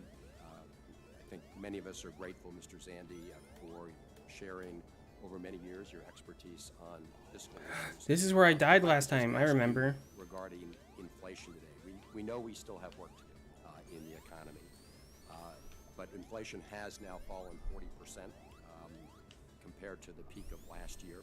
It's at a 2-year low. Chairman Powell, Chairman of the Federal Reserve, was recently asked about what he thought the pressures on inflation were at the current time, and he indicated that in his view, it's not fiscal policy that's driving inflation now. Do you agree? Agreed. I think the inflation we're suffering through right now is the continued fallout from the impact of the pandemic on supply chains, labor markets, and the Russian war in Ukraine and its impact on energy, food, and other commodity markets. And what's happened is those two shocks conflated and infected inflation expectations and wage and other dynamics in the labor market. So lots of reasons for the high inflation. At the very tippity top is the fact that we're still working through the fallout from those two massive shocks to the supply side of the economy. At this point, I don't think fiscal policy has played any role at all. Just one quick other point. If you had asked me that question back in 2021, I would have said fiscal policy, yes, is playing a role. But at that point, hard to remember back, that was deemed to be good inflation. We had been through a decade of suboptimal inflation. We wanted to see higher inflation. It wasn't an issue. Let me, my time's running short. Sorry. I have a couple more questions. So I did see your assessment that if you actually passed the House Republican plan, we would lose 790,000 jobs in the economy. Have you had a chance to look at the Biden budget proposal and determine whether it would cause anything in that range of job loss? No, I mean, they both have deficit reduction long run. Of course, the Oh, House you jerk. on the spending side, the president mostly on the tax side. But in the next, when the economy's, in the next year and a half, when the economy's incredibly vulnerable, the president's budget does not have the same kind of negative consequence. So in longer run, the negative consequence of the higher taxes in the president's budgets, all else being equal, weigh on economic growth, but to a very modest degree compared to the budget cuts that are in the House legislation. Thank you, Mr. Zandi. Mr. Rydell, you mentioned in your testimony that we actually eliminated our deficits and saw a surplus back around the turn of the century. Do you recall what share revenues were as a percent of GDP when we did that? Back then, revenues had jumped 20%, spending fell to about 17%. Essentially, the budget was balanced by a huge defense savings and a revenue bubble. And then the bubble burst and 9/11 happened. Right. So as you said, at that time, revenues were around 20%. Right. And I think you're aware of the fact that if you look at the current budget and project it out a couple of years, we're talking about 18%. Now, 2% may not sound like a big gap, but when you're putting 2% on top of a huge economy, that's a lot of revenue that we had back in 2000 as a percent of GDP that we do not have today. Here's my question to you. President Biden has put a budget plan on the table. In fact, much more detailed than the plan that passed the House of Representatives. It has $3 trillion in deficit reduction. Do you think President Biden should take the position that he would veto a debt ceiling increase unless he gets his way on how we reduce the deficit by $3 trillion? I think both sides need to negotiate. No.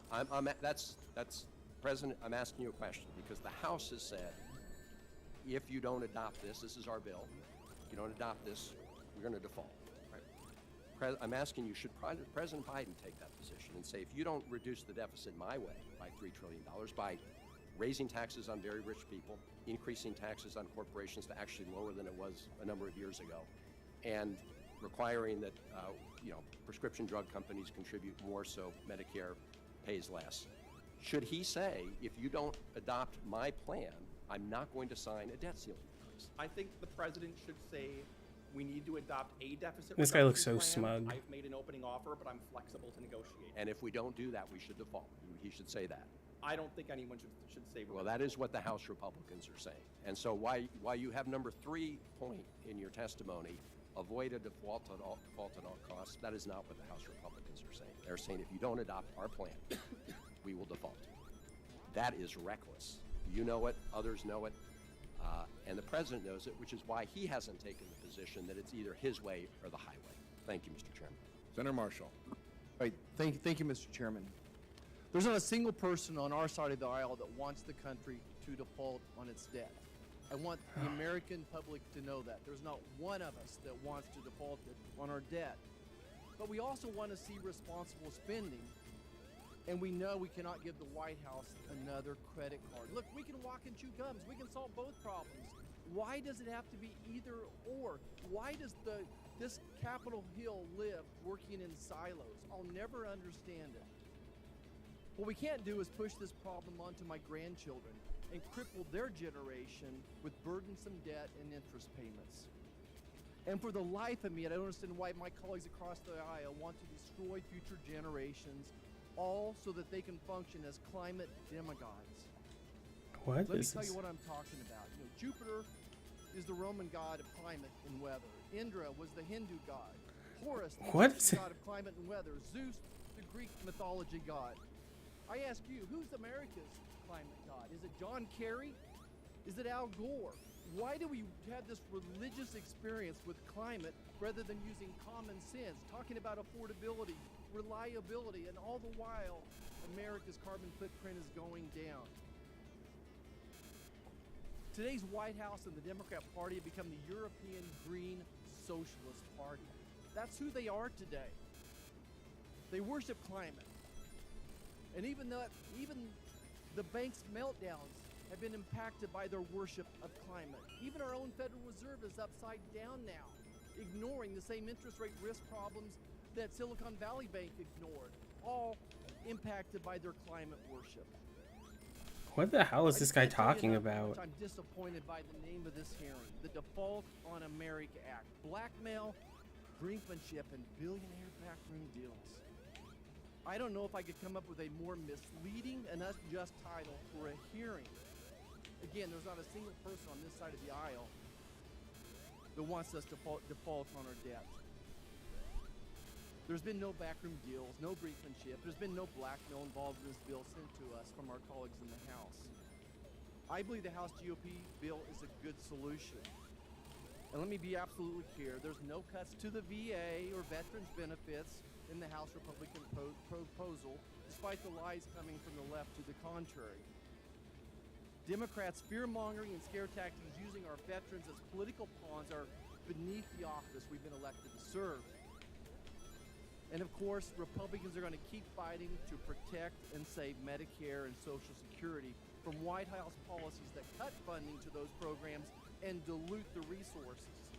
The irony is that is your side of the aisle that truly knows a thing or two about backroom deals.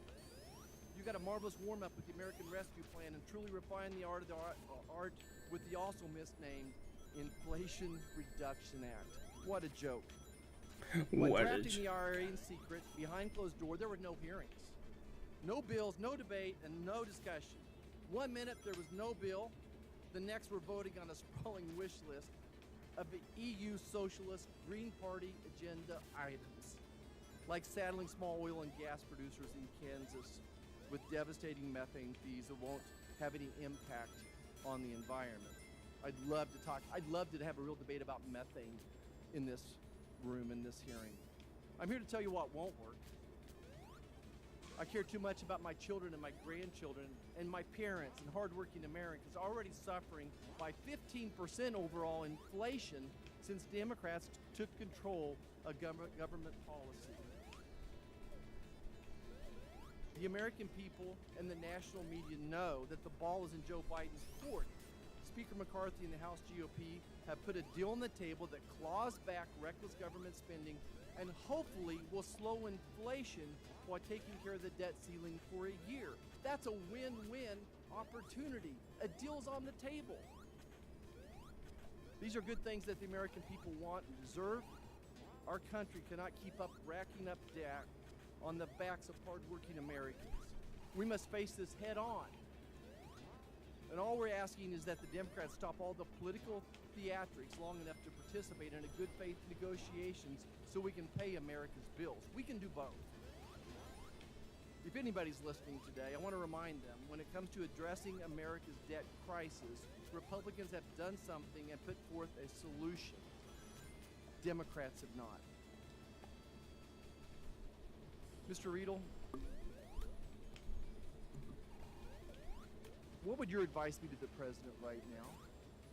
My advice to the president is to sit down and negotiate. The American people at least want to have a discussion, and he should sit down and negotiate with an open mind towards raising the debt limit and reducing a deficit that both sides can... And the deal on the table does both of those. The deal that the Republicans on the House side have put forward does both of those, responsible spending and solves the debt limit crisis. It raises the debt limit and it addresses the deficit. Thank you. Senator Merck. I yield back. Oh, for the record, since I sit on the Finance Committee also, and since I sit on the Environment and Public Works Committee, let me just note that the tax credit provisions in the IRA came through the Finance Committee, were publicly debated in the Finance Committee, were voted on in the Finance Committee, and the methane program came out of the Environment and Public Works Committee based on my methane fee, which was also a matter of a lot of conversation in the Environment and Public Works Committee. So we want to have that debate as well today? No, just correcting the record that there was in fact a lot of committee public action on the measures that ended up in the IRA. When did we get the bill? Senator Merck. When did we get the bill from the time we got it till we voted? How much time passed? Wham, wham. Provisions were clear well before and were subject Was to it hearing minutes or and seconds? debate. Hearing and debate months before. My colleague from Utah, Mitt Romney, said, why can't we figure out a path forward? And here we are. It's very clear that many people on my side of the aisle think we need to reduce the deficit by raising revenue from those who pay the least, that is the rich and the corporations. And my colleagues on the other side of the aisle say we want to do it on spending cuts. And I'm taken back in time to 1974. This committee exists because of the bill that was passed in 1974. And that bill, which was titled the Congressional Budget and Impoundment Control Act, passed with 100% of the senators, every single senator, both sides of the aisle. And the deal was for reducing the deficit, only for reducing the deficit, we will create a filibuster-free pathway. Now, you might recall that there was intense supporters of the filibuster, and yet every single one of them said, for one purpose, decreasing the deficit, we will have a filibuster-free pathway. And that held for 20 years. And you of all as experts in this area, I'm sure, are well familiar with what happened. And what happened was 1996. In 1996, you have the Gingrich Revolution, and we had essentially a series of bills. One of them was a line item veto bill, and that was struck down by the Supreme Court. We also had a debate over a balanced budget amendment, and that fell one vote short here in the Senate from passing and failed. And then at that point, the Senate pivoted, the Senate leadership pivoted at that point and said, let's do a massive revenue reduction, a tax cut, a massive tax cut. Well, Democrats said no, and so the Republicans in this body said, you know what, let's use that filibuster-free pathway from 1974. And they proceeded to ask Robert Dove, the parliamentarian, for a ruling that instead of using that filibuster-free pathway for deficit reduction, they could use it for a tax cut that would increase the deficit. And they got the ruling they wanted. Robert Dove was previously an employee of Robert Dole, and he conceded, we will change this purpose. And it was challenged, and there was a vote on the floor, and the vote was sustained by the majority. The ruling was sustained by the majority. And now we had, after 22 years, we blew up this bipartisan strategy of only using this for deficit reduction. That opened the door to what we did last year with the Inflation Reduction Act, in which Democrats said, well, it's going to be used for the Republican priorities to increase the deficit. Hell, we'll use it for our priorities to increase the deficit, our particular things that we would like to see accomplished that are important to America. I just want to give this history because we quickly lose track of that this has been a struggle that we have been engaged in for 50 years. And there was a pretty significant legislation in 1974 saying deficit reduction. We don't agree on how to do it, but it's so important we will create this sacred, protected, filibuster-free highway. And then it got blown up in 1996. And here we are kind of having the same question on how do we reclaim that. The former chair of this committee from North Dakota, he proceeded to change the rule back to saying it could only be used for deficit reduction. Kent Conrad rule. And immediately, as soon as the Democrats were out of power here, Republicans changed it back. And so there's a lot of posturing over who's right and who's wrong. The fact is we have failed as a Senate to wrestle with this, and we blew up the one tool we've come together universally to support. And are you all familiar with this history, Dr. Zandi? I'll have to say I forgot a lot of it, but that was very helpful. Yeah. And Dr. Vickner, this is in your bailiwick.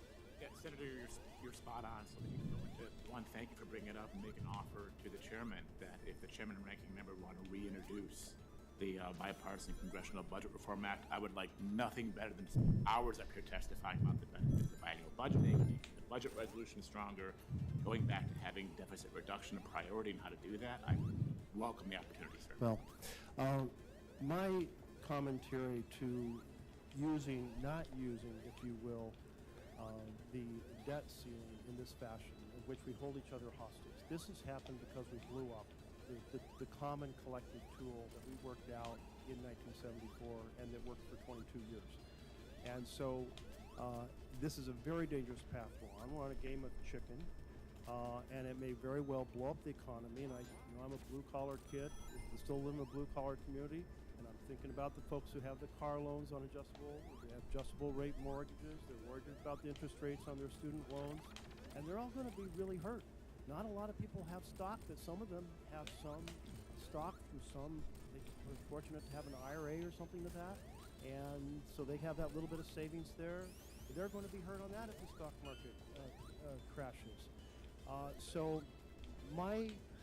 don't know how to put this back together, because even if we were to recreate the 74 bill, that 74 consensus, what we now know is that under political pressure, one party or the other, and it could be the blue side or the red side, is going to get a ruling from a parliamentarian and blow it up and use it exactly the opposite way that it was intended as a moment of political convenience. So I think the right way to deal with this is that we wrestle with spending bills, and those require bipartisan cooperation because they're subject to 60 votes unless we're doing it through reconciliation. We wrestle with the revenue side. If those things, that's what produces a deficit, the difference between revenue and spending. And so, but when the bill comes due, I'm always reminded of President Reagan saying, you do not mess with the American debt. And I'm not sure how he phrased it, but basically it was American credit. I'm out of time. I actually wanted to ask a bunch of questions, but I wanted to bring up that piece of history because it's relevant to what this committee does and wrestles with and the impasse we're at today. It is important history, and as I turn to Senator Scott, I would say we actually got pretty close with NZ White House. It made it into the bicameral bipartisan debt commission, and it passed there in bipartisan fashion, as I recall, perhaps even unanimously, and then neither body took it up on the floor. So don't think that there isn't an avenue to complete the work that so many have talked about. It is there. Senator Scott. Thank you for your patience. Thanks for the history. I knew most of it, but it's good to have a reminder. I became governor of Florida, and everybody thinks these states balance their budgets. They don't. My state had not balanced its budget 20 years before I became governor, and I walked into the $4 billion budget deficit, not as big as the federal one, but we just said this is what our revenue base is going to be, and we figured out how to allocate the dollars, and we actually were able to grow our economy, and as a result, we paid off a third of the state debt in 8 years. So I've been up here 4 years, and I think the most frustrating thing is that we don't do budgets.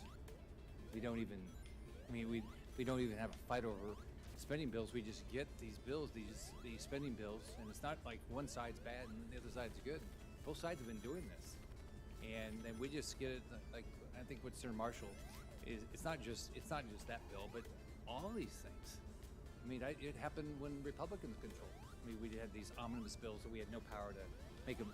Never went through a committee or anything. So, for each of you, so we have 31, almost $32 trillion of debt. What's the limit? So I guess our GDP is around 26. So whether it's a dollar amount or whether it's percentage of GDP, what do you guys think? What's the limit?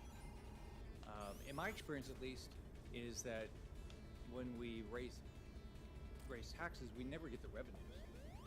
So, because I want everybody to pay their fair share and figure out how to balance this, but we never get the revenues. We ever say, and the other people say, well, if we do this, we're going to save money. We never get the savings either. So, what do you guys think the limit is? Maybe we just go this way. Either way. Thank you, Senator. Many of us have been calling for this to be a problem for years, and I think one day I'm going to be right. I'm just not sure when that day comes. But I'll tell you now where I think it's going to happen is 2033, because that's when the Social Security Retirement Trust Fund becomes depleted. And that's when, if no action is taken by Congress, we're going to have to borrow $350 billion a year to make up the difference in general revenue shortfalls if we don't raise taxes or cut benefits, which I don't think Congress will do at the last minute. That's when you're going to start seeing the bond markets interact and say, if this borrowing could go on for how much longer, and that's where I think we're going to start hitting our So the Congressional Budget Office, I think, has this, if we continue the path we're going down, we would be at, 48, something like that, $1 trillion of debt on top of that. What about you? Yeah, I think once the debt gets up to 150 to 200% of GDP, you're really in rare territory with the global economy and with the experience of other countries. I mean, just to put a number on it, imagine we get to 200% of GDP and we have a 5% interest rate. You're paying 10% of GDP in interest. Well, if revenues are usually, 17, 18, 19% of GDP, you're in rough shape if the majority of your revenue is just paying interest. So you don't want to get to that point. The bond market may cut you off before you get there, but even if they don't, you don't want to be paying 10% of GDP just in interest. So I'm the lawyer, not the economist, so I'm going to defer to my colleagues here. I think the way I would think about it is it's not a cliff event, it's a corrosive on the economy.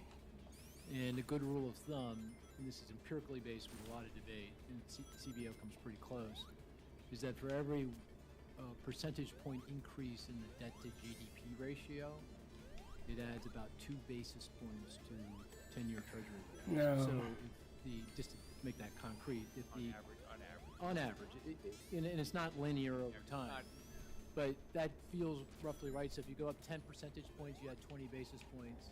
But if you do the arithmetic here, obviously the corrosive it undermines the economy, out in the long run. So we clearly have to change this. So let me ask you another question.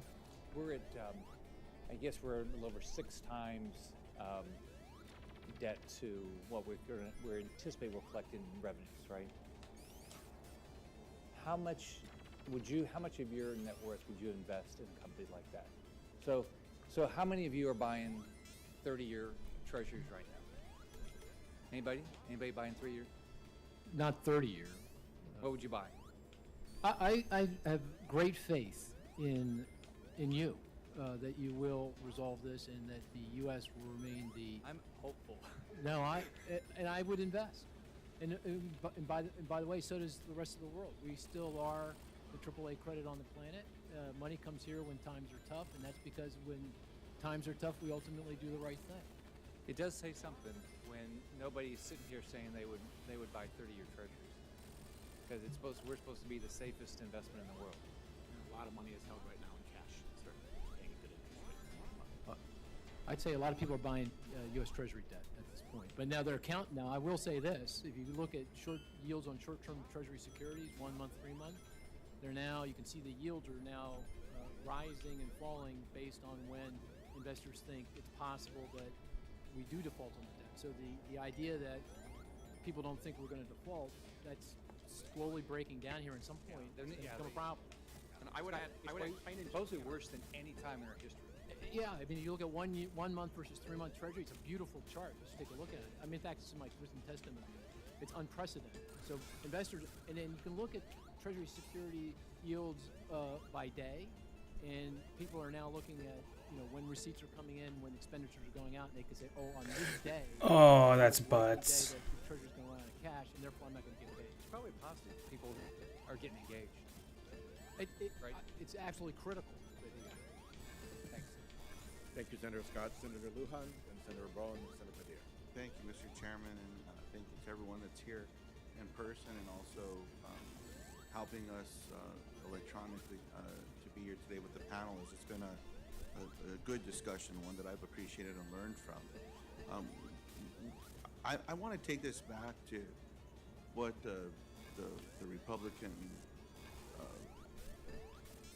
legislation that was passed this last week, which I think similar to 2017 when the American people dubbed the Trump tax policy as a tax scam that was promised to be targeting middle class and those aspiring to be in the middle class, to prioritize them. I mean, the proof is in the pudding, and everyone knows where that money went, and to the dissatisfaction of many constituents I represent.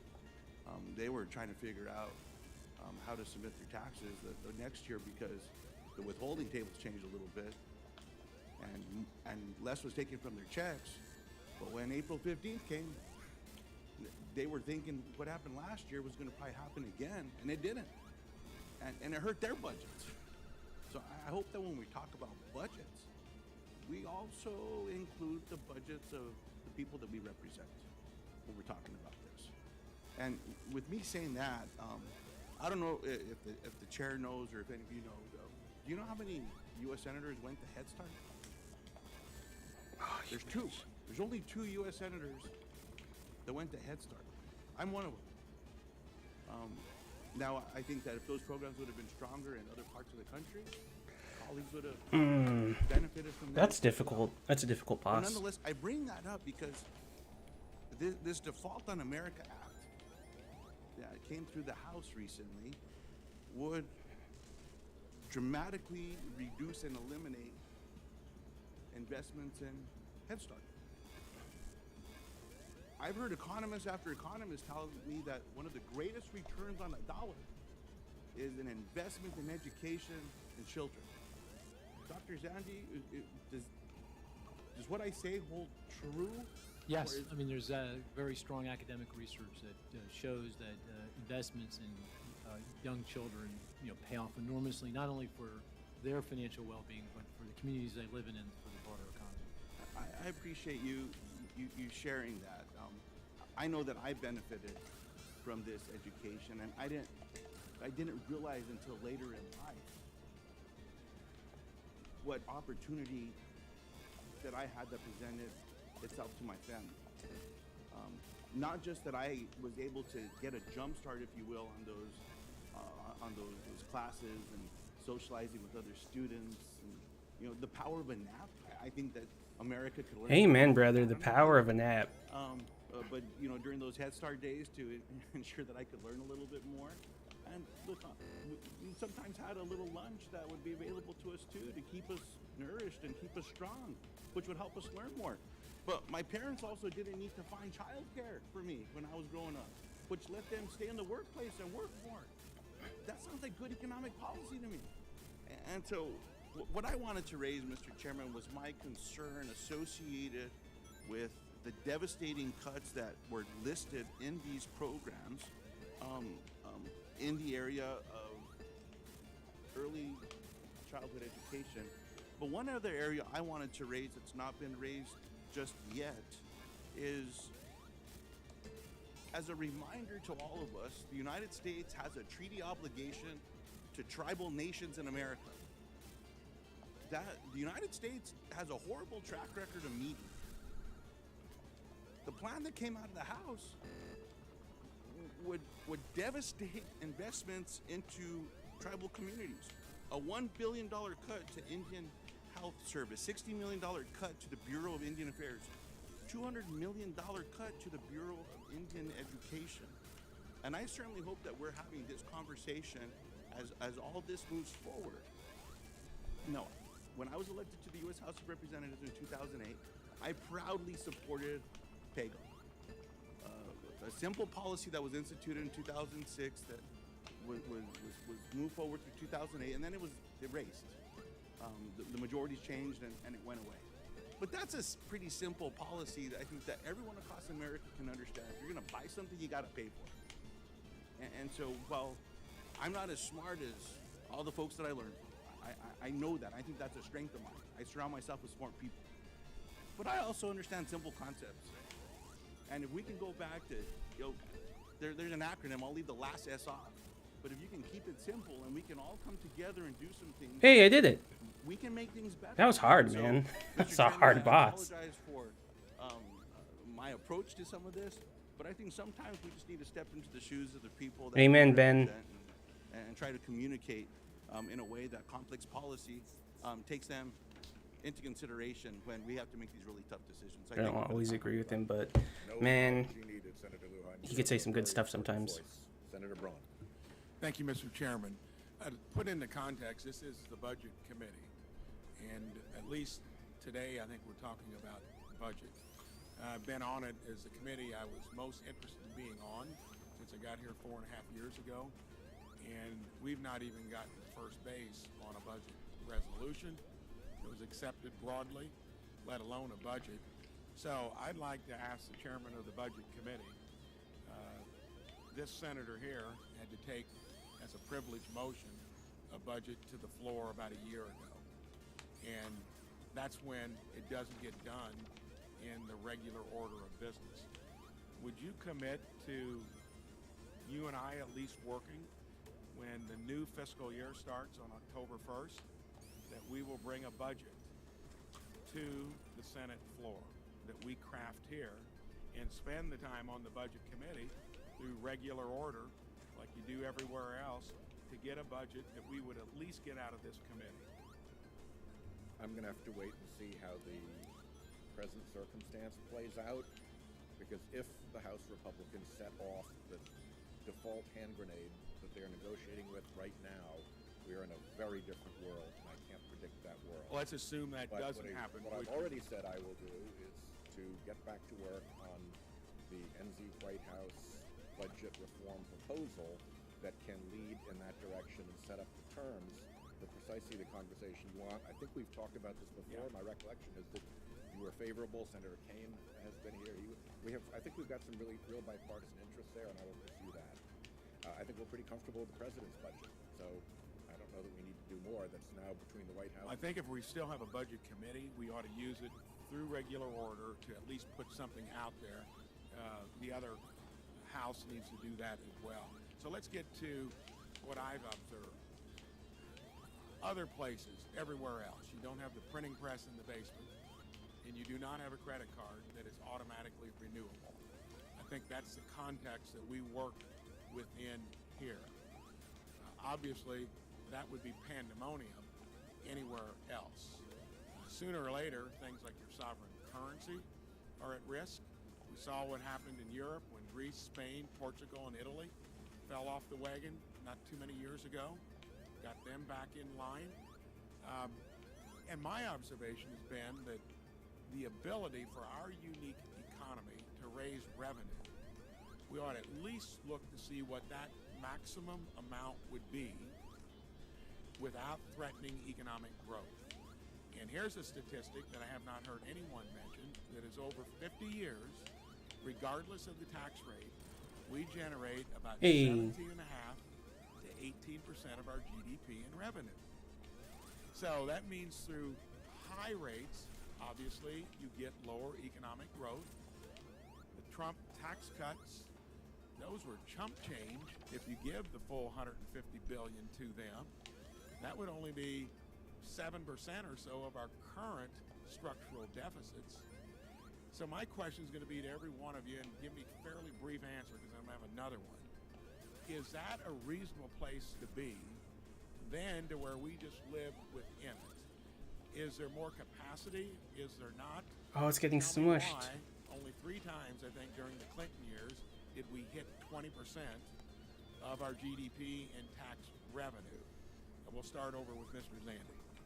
I think there's more room. I think the average revenue to GDP is about 18%, but I think there's more room, and there needs to be because of the aging of the population. There's more folks that need Social Security and Medicare, and that is a significant, just keeping spending per person constant in real dollars. Do you have a level that you think that you'd be comfortable with that wouldn't strain economic growth and that would be reasonable? Yeah, You threw your saw at 20, me. 22% in that range. Yeah, and I think that'd go a long way to addressing our long-term fiscal issues. But we need spending restraint on top of that. And by the way, that would be about 3 to 5% lower than where we're currently at, with $7 trillion divided by what is our GDP, like 26 trillion, roughly? 25. Okay, so we're way above 25% currently, and that's not sustainable. Ms. Hooper, what do you say? Of course, I was talking long run, not... Yes, I know long run. Ms. Hopper. Yes, I will say I am the attorney, not the economist again, so I will defer to my colleagues. Okay. I've modeled out the tax numbers, and you could probably get to about 20% of GDP tops, especially in terms of taxing the rich. You can throw every proposal out there that we've seen on taxing the rich, you'll get about 2% of GDP from that. And with spending going to 30% of GDP, you've got a ways to go. And I'll echo Mr. Rito's point. In my lifetime, basically, the long-term average for revenues, the average is 17.4% to your point. When you get above 18, there's calls for tax cuts. When you get below, there's calls for revenue increases. That's kind of the historical. Even if we have range going up to 20, let's just give ourselves that there's some flexibility to go to 20. 2033, we're going to have 25% GDP in outlays. That's the big gap. So you can't make it up all on revenue. So right here, historically, we've got 18%. Let's round it up a 0.5%. We have one witness that says 20 to 22%. We're currently approaching 30%. So, Mr. Chairman, I would think that one simple way to get bipartisanship would be to at least establish what the capability is of this federal government and then live within it. Because otherwise, you're ending up basing this on an increasingly indebted economy, which now puts us only number 2 to Japan in terms of percentage of debt as a percentage of our GDP. And to me, that's a shameful, bad business plan that is not sustainable. Since I was asked the question, I'll take a minute of Chairman's time before I turn to Senator Padilla to say that the way that the NZ White House program worked was very aligned with what you have just said, Senator Braun. It was, I think everybody agrees that debt to GDP is the right metric to be looking at. I see all the economists' heads nodding, all three.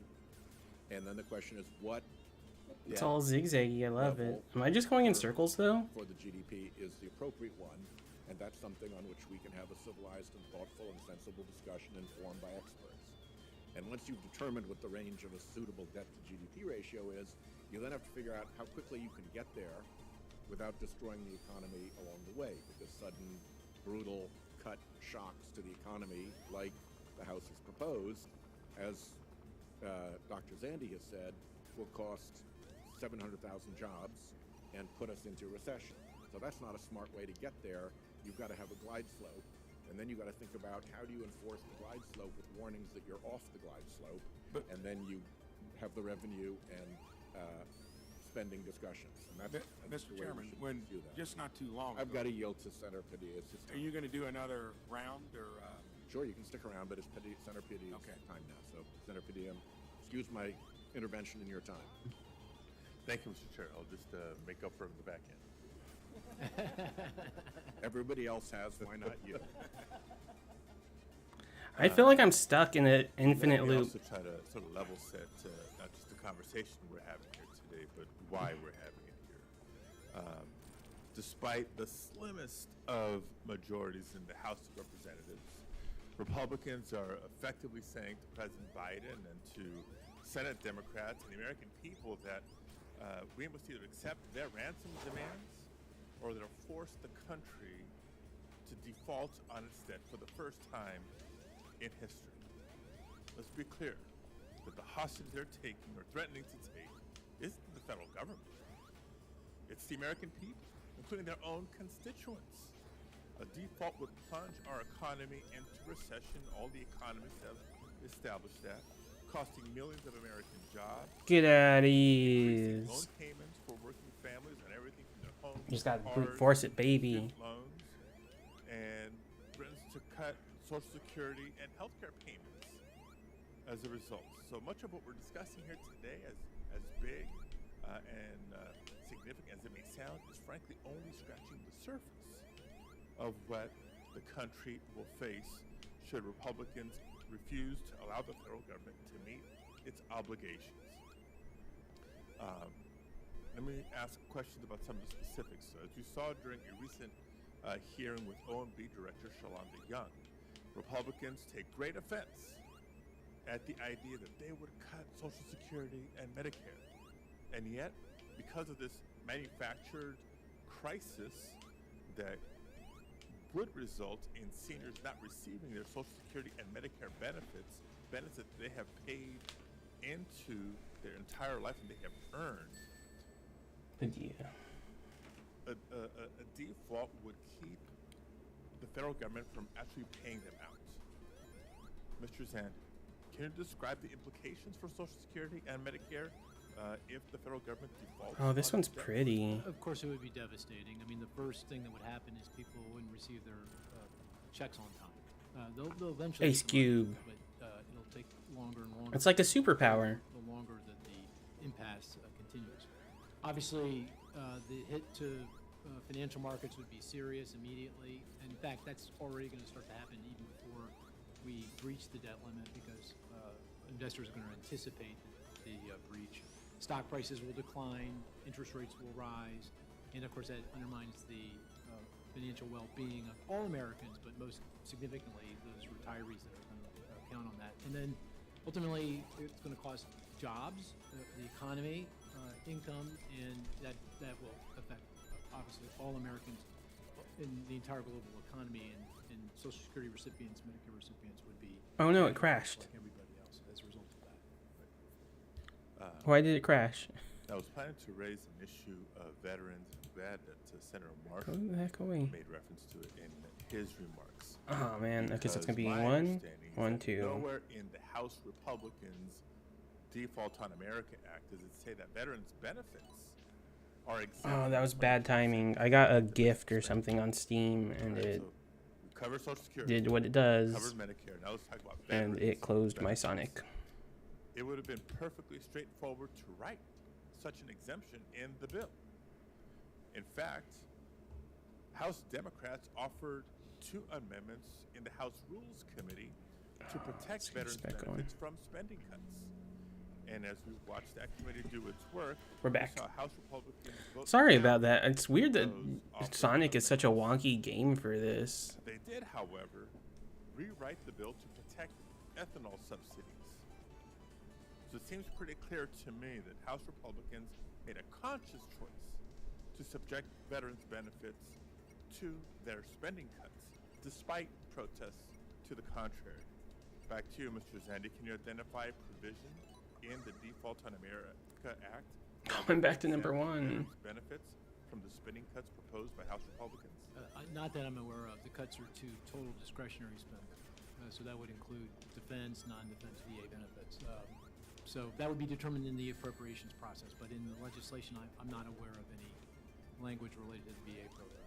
Right, exactly. And look, Mr. Chairman, in the interest of time, I can go on and on with other specific examples. Republicans have put us in this place of a looming crisis.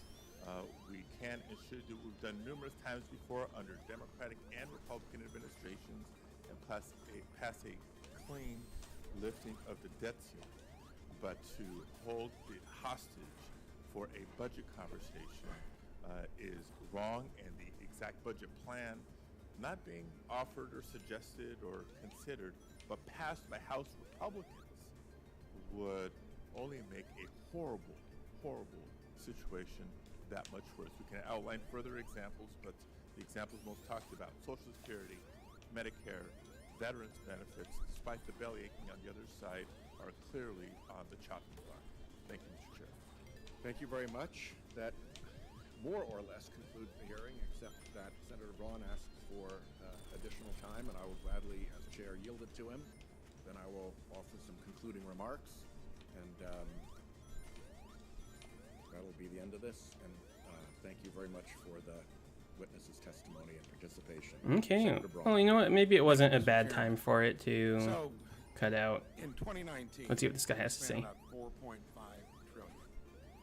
2020, we did the CARES Act, and that was bipartisan. Everyone agreed out of uncertainty, kind of an emergency. I think we spent too much there.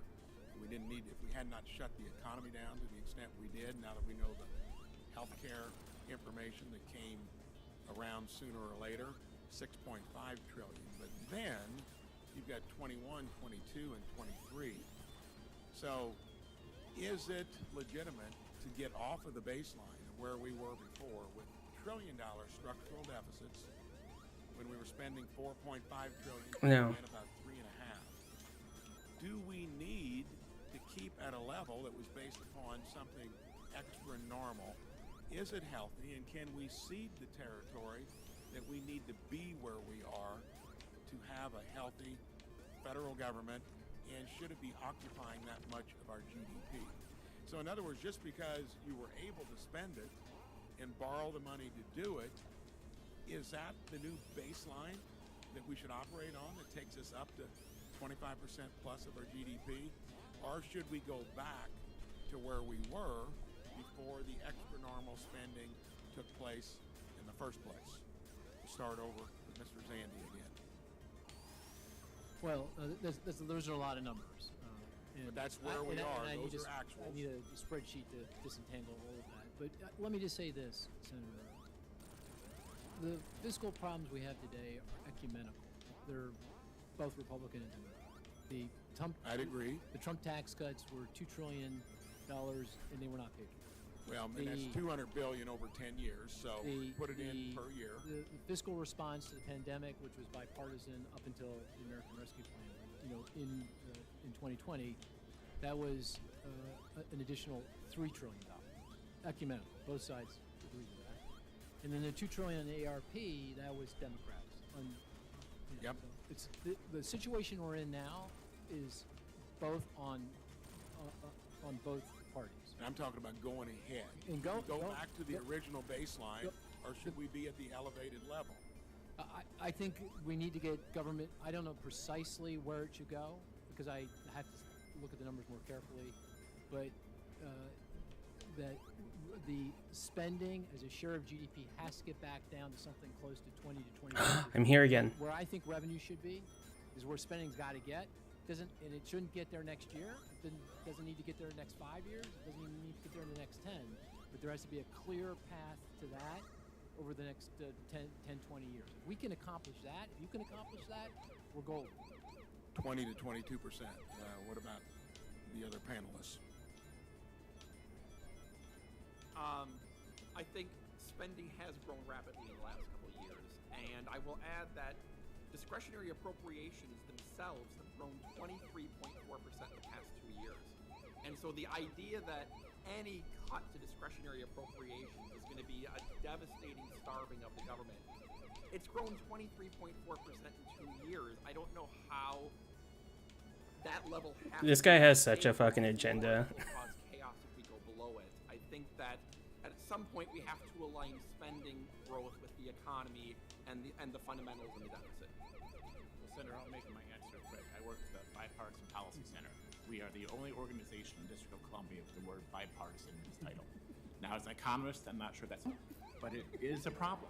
And what I would come back to is say with the chairman's offer to sort of put back in the NZU White House bill, and your point about trying to get a process in place is very, very important. And that should be, in some ways, get the debt ceiling, get a budget, make that priority number 3, Mr. Chairman.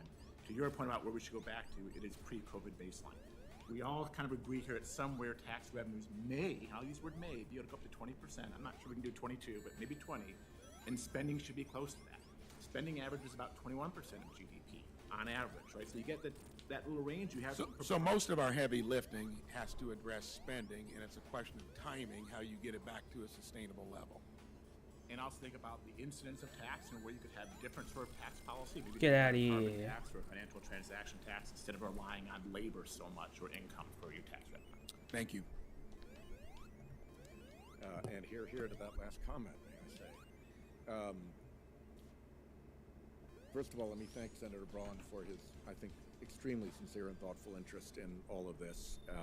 And I particularly appreciate his efforts in this regard and hope that we can work together. I was delighted to hear my ranking member say that he was interested in pursuing this, and to have bipartisan witnesses both saying that reviving the NZ White House idea of a proper procedure that gets to debt to GDP over time, which, as Dr. Zandi just said, we're golden. That would be a better outcome than we're looking at right now. So let me turn to the particularly bad side of where we are right now in my closing remarks. If we end up going into this Republican-threatened default and all the pain and calamity that all of the witnesses have forecast comes to pass, people in America are going to want to know who is responsible. And this is a personal comment. Do not blame any of the other Democrats, and certainly I don't think it would be logical to blame any of my Republican friends. But my hard-earned experience tells me that when the Republican Party acts on pollution-related and corruption-related issues, the party acts as the glove for fossil fuels' dark hand. Essentially, every that was a interesting way to say it. By the movement of the underlying fossil fuel industry hand. So House Republicans have armed the default hand grenade and pulled the pin. Those spikes. Have it in their hands, threatening to blow it up with all of the consequences that each of you have forecast. And the question is, for whom? Edgar Allan Poe wrote about the purloined letter. Where was it found? In plain view. Look in plain view. What is in plain view in this bill? What is in plain view in the House Default on America Act is 275 out of 315 pages that are giveaways to the fossil fuel industry. The fossil fuel hand in the Republican glove. If we go there, if this default is provoked by what looks like a desperate last attack on clean energy competition by a massive polluting and heavily political industry, that will come back to them. There will be a story to tell. People will be looking at this, and I promise that I will do everything in my power to connect the dots so that the American people clearly see the dark fossil fuel industry hand behind the Republican glove in the Default on America Act.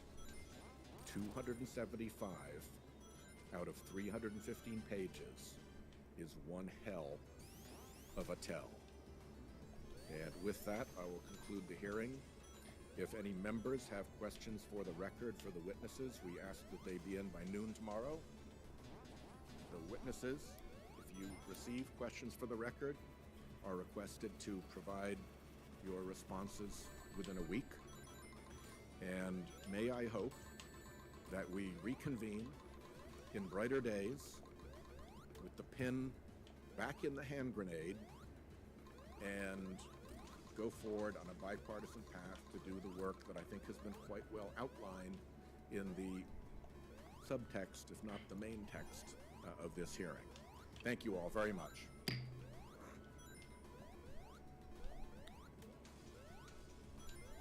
That was good. That was a good hearing. I enjoyed it. Let's see if I could beat this boss. Nope. I immediately turn into ice. He's a ninja of ice. What am I supposed to do with this?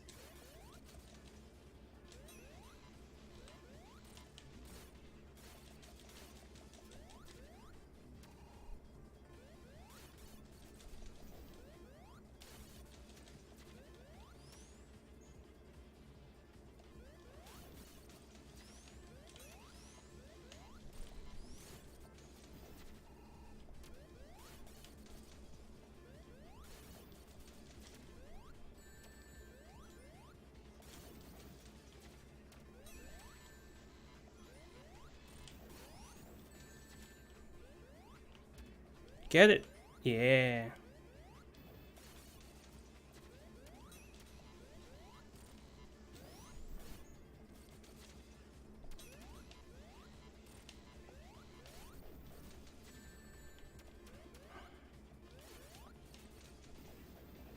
Dang. You know what? I'm gonna keep playing until we're done. We're done with the House hearing. It was good. It was a good one. I know I said that before, but I say it again.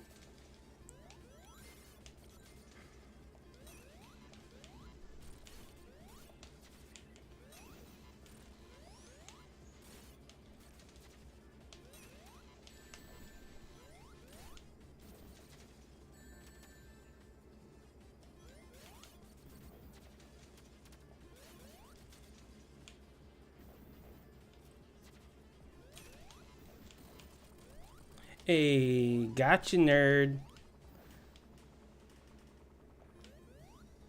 Okay, there we go. You know what? Good way to end it. The timing, chef's kiss. Very good all around. There was some technical stuff going wrong there for a bit. There was. It wasn't the best. Oh, look, we got Story. He's making Metal Sonic or something. I don't know the Sonic lore. I know that there's a Metal Sonic. Take that, Dr. Robotnik. Cool. Stardust Speedway. And that's it for the stream. Nice long one. Maybe not super long, but you know, a decent length. The house ones, my house hearing streams will tend to be longer because I do want to usually get a good portion of them. Some of the hearings are like 6 hours, so I might break those ones up into 2-part episodes. We'll see. 2, maybe 3 parts, depending on how interesting the hearing is and how much fun everything is going. But yeah, that's it for today. Thank anyone for stopping by. I hope you enjoy this new content. I hope you all have a great night/day. Thank you for coming by.